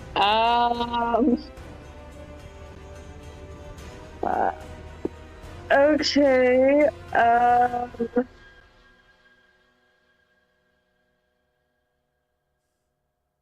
okay, wait. Are there ones that look just injured? Giving a quick glance over, you can see that some of them are injured and some of them are dead. Some of them it's hard to tell. Okay.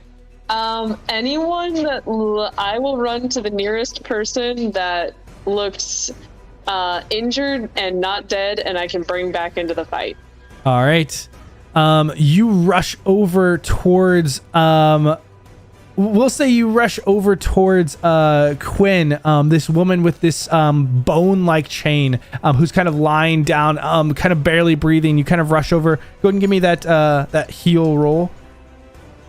Yeah, so I will activate my starry form and do a chalice. All right, perfect.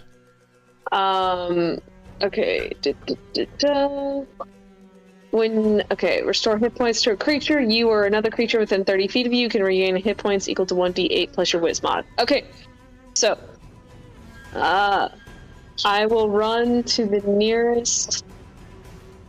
I'll run to the nearest person. I will do a cure wounds. Okay,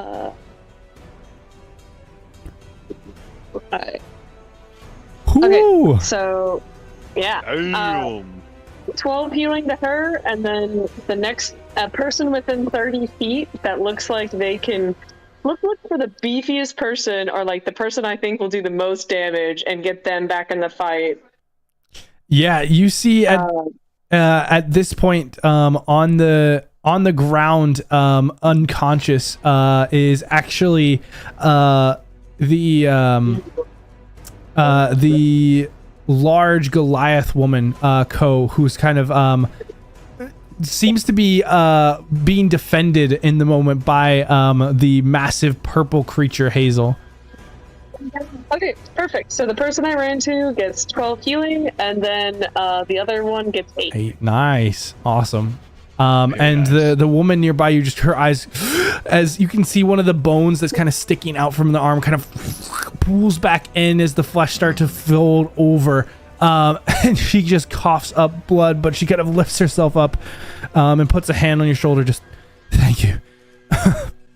And that'll bring us to Boko. Is there a chance that I went off the ship on the side that Roland is? Roll me a d20. Dropped into the water too. Even yes, odd no. Yeah, Yay. damn it. Now, is there a chance that I can get to that tentacle? Do you have a swim speed? I do not. Or by crawling along the boat to get to it. Yeah, sure. Let's let you spider along. Yeah, you can. You kind of climb just up enough where you can latch in and just spider across the edge to get close enough. Yes.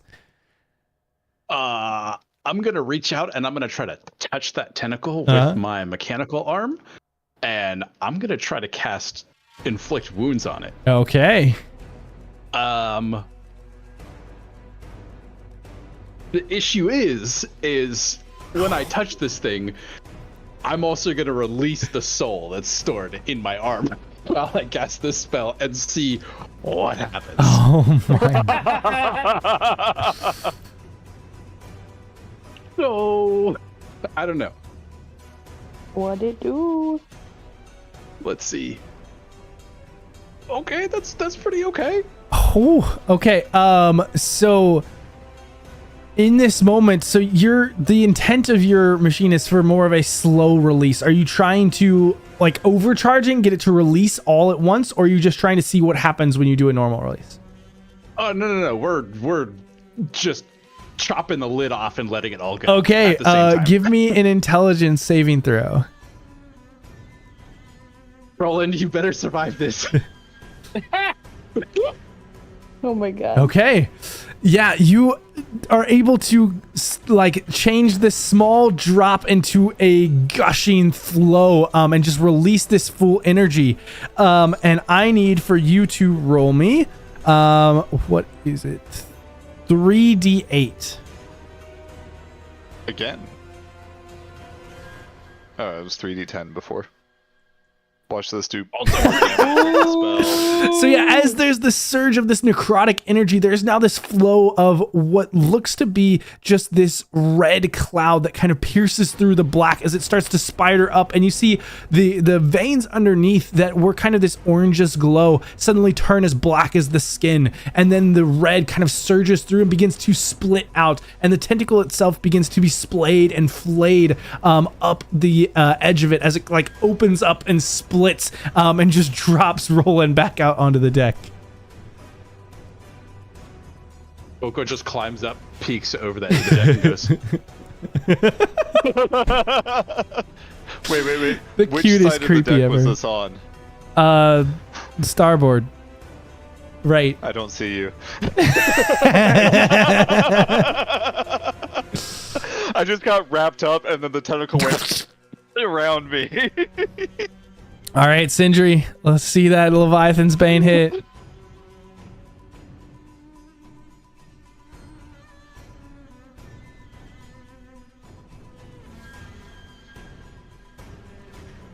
Maybe? Is Sindri still here? Yeah. Yes. Okay. So I guess we're still stabbing the thing, correct? Yeah, sure. You tell me. No, you're petting it and trying to make friends now. Here, kitty, kitty, kitty. I don't think Sindri has any interest with being friends with a water creature. Even if it wasn't No beastie. fish tank for him. No. All right, let's see if we actually hit this time. Nope, Oh my it's the exact goodness. Same roll. Oh, God damn it. Another 2. And a lot of twos, guys. The rolls have been a little rough this time. Why? Anything Sindri else, just- Sindri?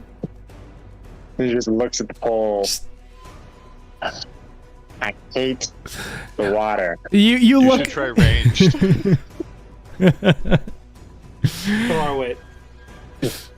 Yeah, Running is a bonus action, right? the just movement and the breaking of the ship around you is just throwing you off too much to like line things up. The tentacles are moving, the ship is moving. It's just making you seasick. You're just so upset. The Schalt, what are you doing? Wait, actually, real quick, going back to what we prepped beforehand, because Sindri was making cannonballs and he loaded 2 of them, was there extra damage given to those?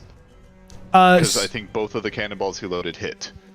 Yes, so the ones that I knew were magic, I factored into the damage just with the rolls, because they're just alchemist, well, essentially alchemist fire on top of it. Cool.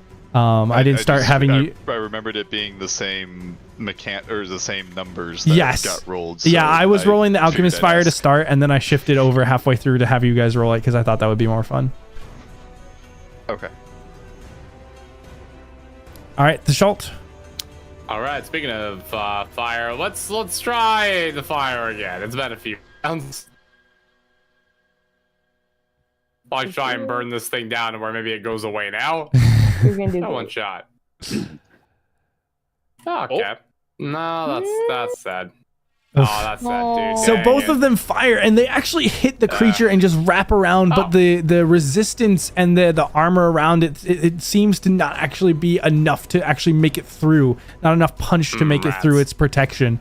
Unfortunately, not doing anything. And Thashal, as you look at this creature is still kicking. It's still got its full force. These tentacles are flowing around, and it doesn't seem to be stopping. And you're wondering what you should do to. The damage that you're doing is needles in a haystack to this thing. It is pinpricks. All right, I guess I'll try and it's pretty much crushing the ship right now. It is, yep. All right. Is anybody else seem to be doing significant damage? Some people are doing more significant amounts, but they're like doing a significant amount to one tentacle, and there's 24 tentacles. Gosh, who is our actually? No, Boko's over the side of the ship. Crap. Yeah, but you see Magnus and Volarus are doing some damage. You see the captain is holding her own, but there's some who are doing less. So. And some people are still firing the cannons, which do a decent amount on their own. Okay, I'll have to think of what I need to do here. All right, then Roland. Yeah, but I'll kind of stay in the middle. All right, Roland, having just gotten, he spent his last turn like searching for a weakness and seeing one. He starts moving for it, and just all focus on that gets wrapped up by a tentacle. The tentacle splits. He hits the ground, somersaults forward, pulls the rifle, and fires.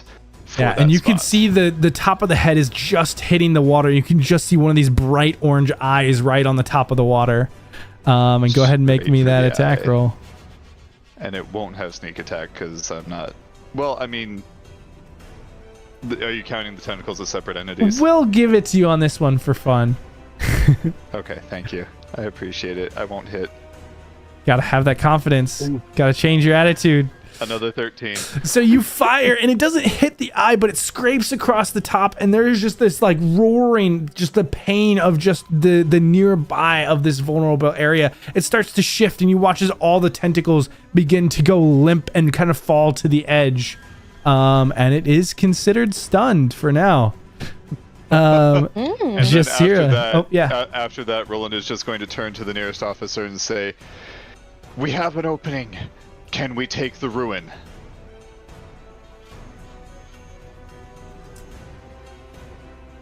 As you say this, you see the red sails are moving. And Bastards, like the second edition, is gonna have fucking bars. Just total bars. I'm saying that the Pride of Dreadhold is about to have red sails. That's the only way we survive this fight. We need to take the ruin. That's how we sail away from this.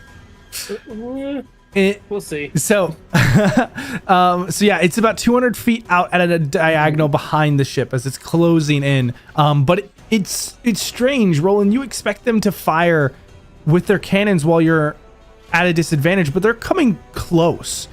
They're much closer than you expected, and they don't seem to be afraid of this creature that's attacking you all.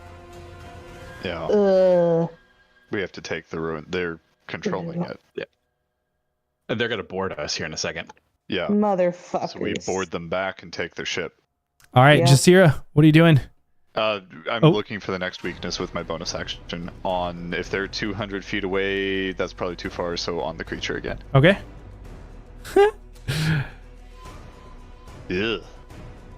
It's okay. Maybe he'll roll a 2. Oh, can you paste it again? I've lost it in my scroll bar. Thank you. Okay, hole in the defenses. You can give yourself or another creature a bonus on your attack rolls.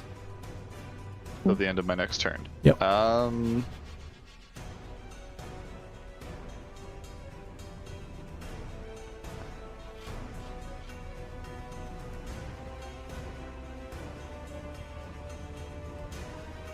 we'll give it to Corwin. Okay. Ooh, interesting. All right. And Clyde, you are in the Basically, water. as he's carving No. it down, Oh, it'll no. just be like, Yeah, "You it's missed a Jasira. spot." You're Should right. be Jasira. Yeah, Jasira. Sorry. So I was gonna ask, is there a bobber or something that Jasira can kind of launch? Yeah. I at mean, the there's Kraken's eye? there's nearby? bobbers. Just nobody has bothered to use them because there's other No, I things that know. they're dealing with. But yeah, there's a bunch of them stacked Yeah. near the masts. Yeah, she can grab one and try to aim one for one of the eyes that might be visible. Mm. She seemed to like that idea. Okay, go for it. Give me so the we're roll. gonna try it. Oh, what is that? Is that just It should be dexterity with It's attached proficiency right because I now. think it's a weapon. Mhm. dope? Okay. Is there a shortcut, or do I need to find What's your dex mod?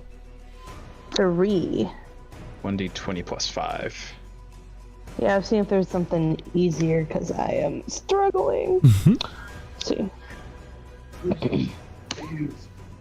Hey, what up? Yeah. Damn. Hit that fucking You eye. and it's at advantage. So roll me another d20 just for kicks, Oh, because it is stunned. Sure. Yeah, what the hell? Just to see. Crit fish. Please, please, please. Fucking A. That'd be so good. No, No, but, but that's okay. it still hits. As you throw this bobber just straight into the orange eye, and it just lets out this screech and begins to thrive, even though its arms or its tentacles can't really move. It is now, for a little bit at least, blinded. Nice. And what kind of damage? It's D6, I believe, plus your dexterity. So a D6 plus 3. For a solid 6? 3 Not points of bad. damage. Nice. That's okay. We'll do that. And Clyde, that'll bring us to you as you kind of burst up from the liquid once again. Try and climb and get up off the Yeah, ladder before I fall again. Yeah, you're able to climb up into the room, and Arinami just looks at you, just a bit disgusted. But you're up here in this treasure room, and Arinami, you're kind of in here, kind of trying to stay as stable as possible when all this treasure is just shifting around and moving. And he's like, "Close the hatch." First, I would like to cast prestidigitation on myself. Good call. Good call. Got to be presentable for the princess. With, Yeah. with all the Absolutely. shifting and your general stickiness, you're covered in glitter that's just actual gold. I'm gonna take a roll in the gold pit and see how much gold I pick up. Oops. But then I'll shut the the trap door. All right. Anything else? I think that would be my movement, my action, and probably bonus action to close it. So that's probably me.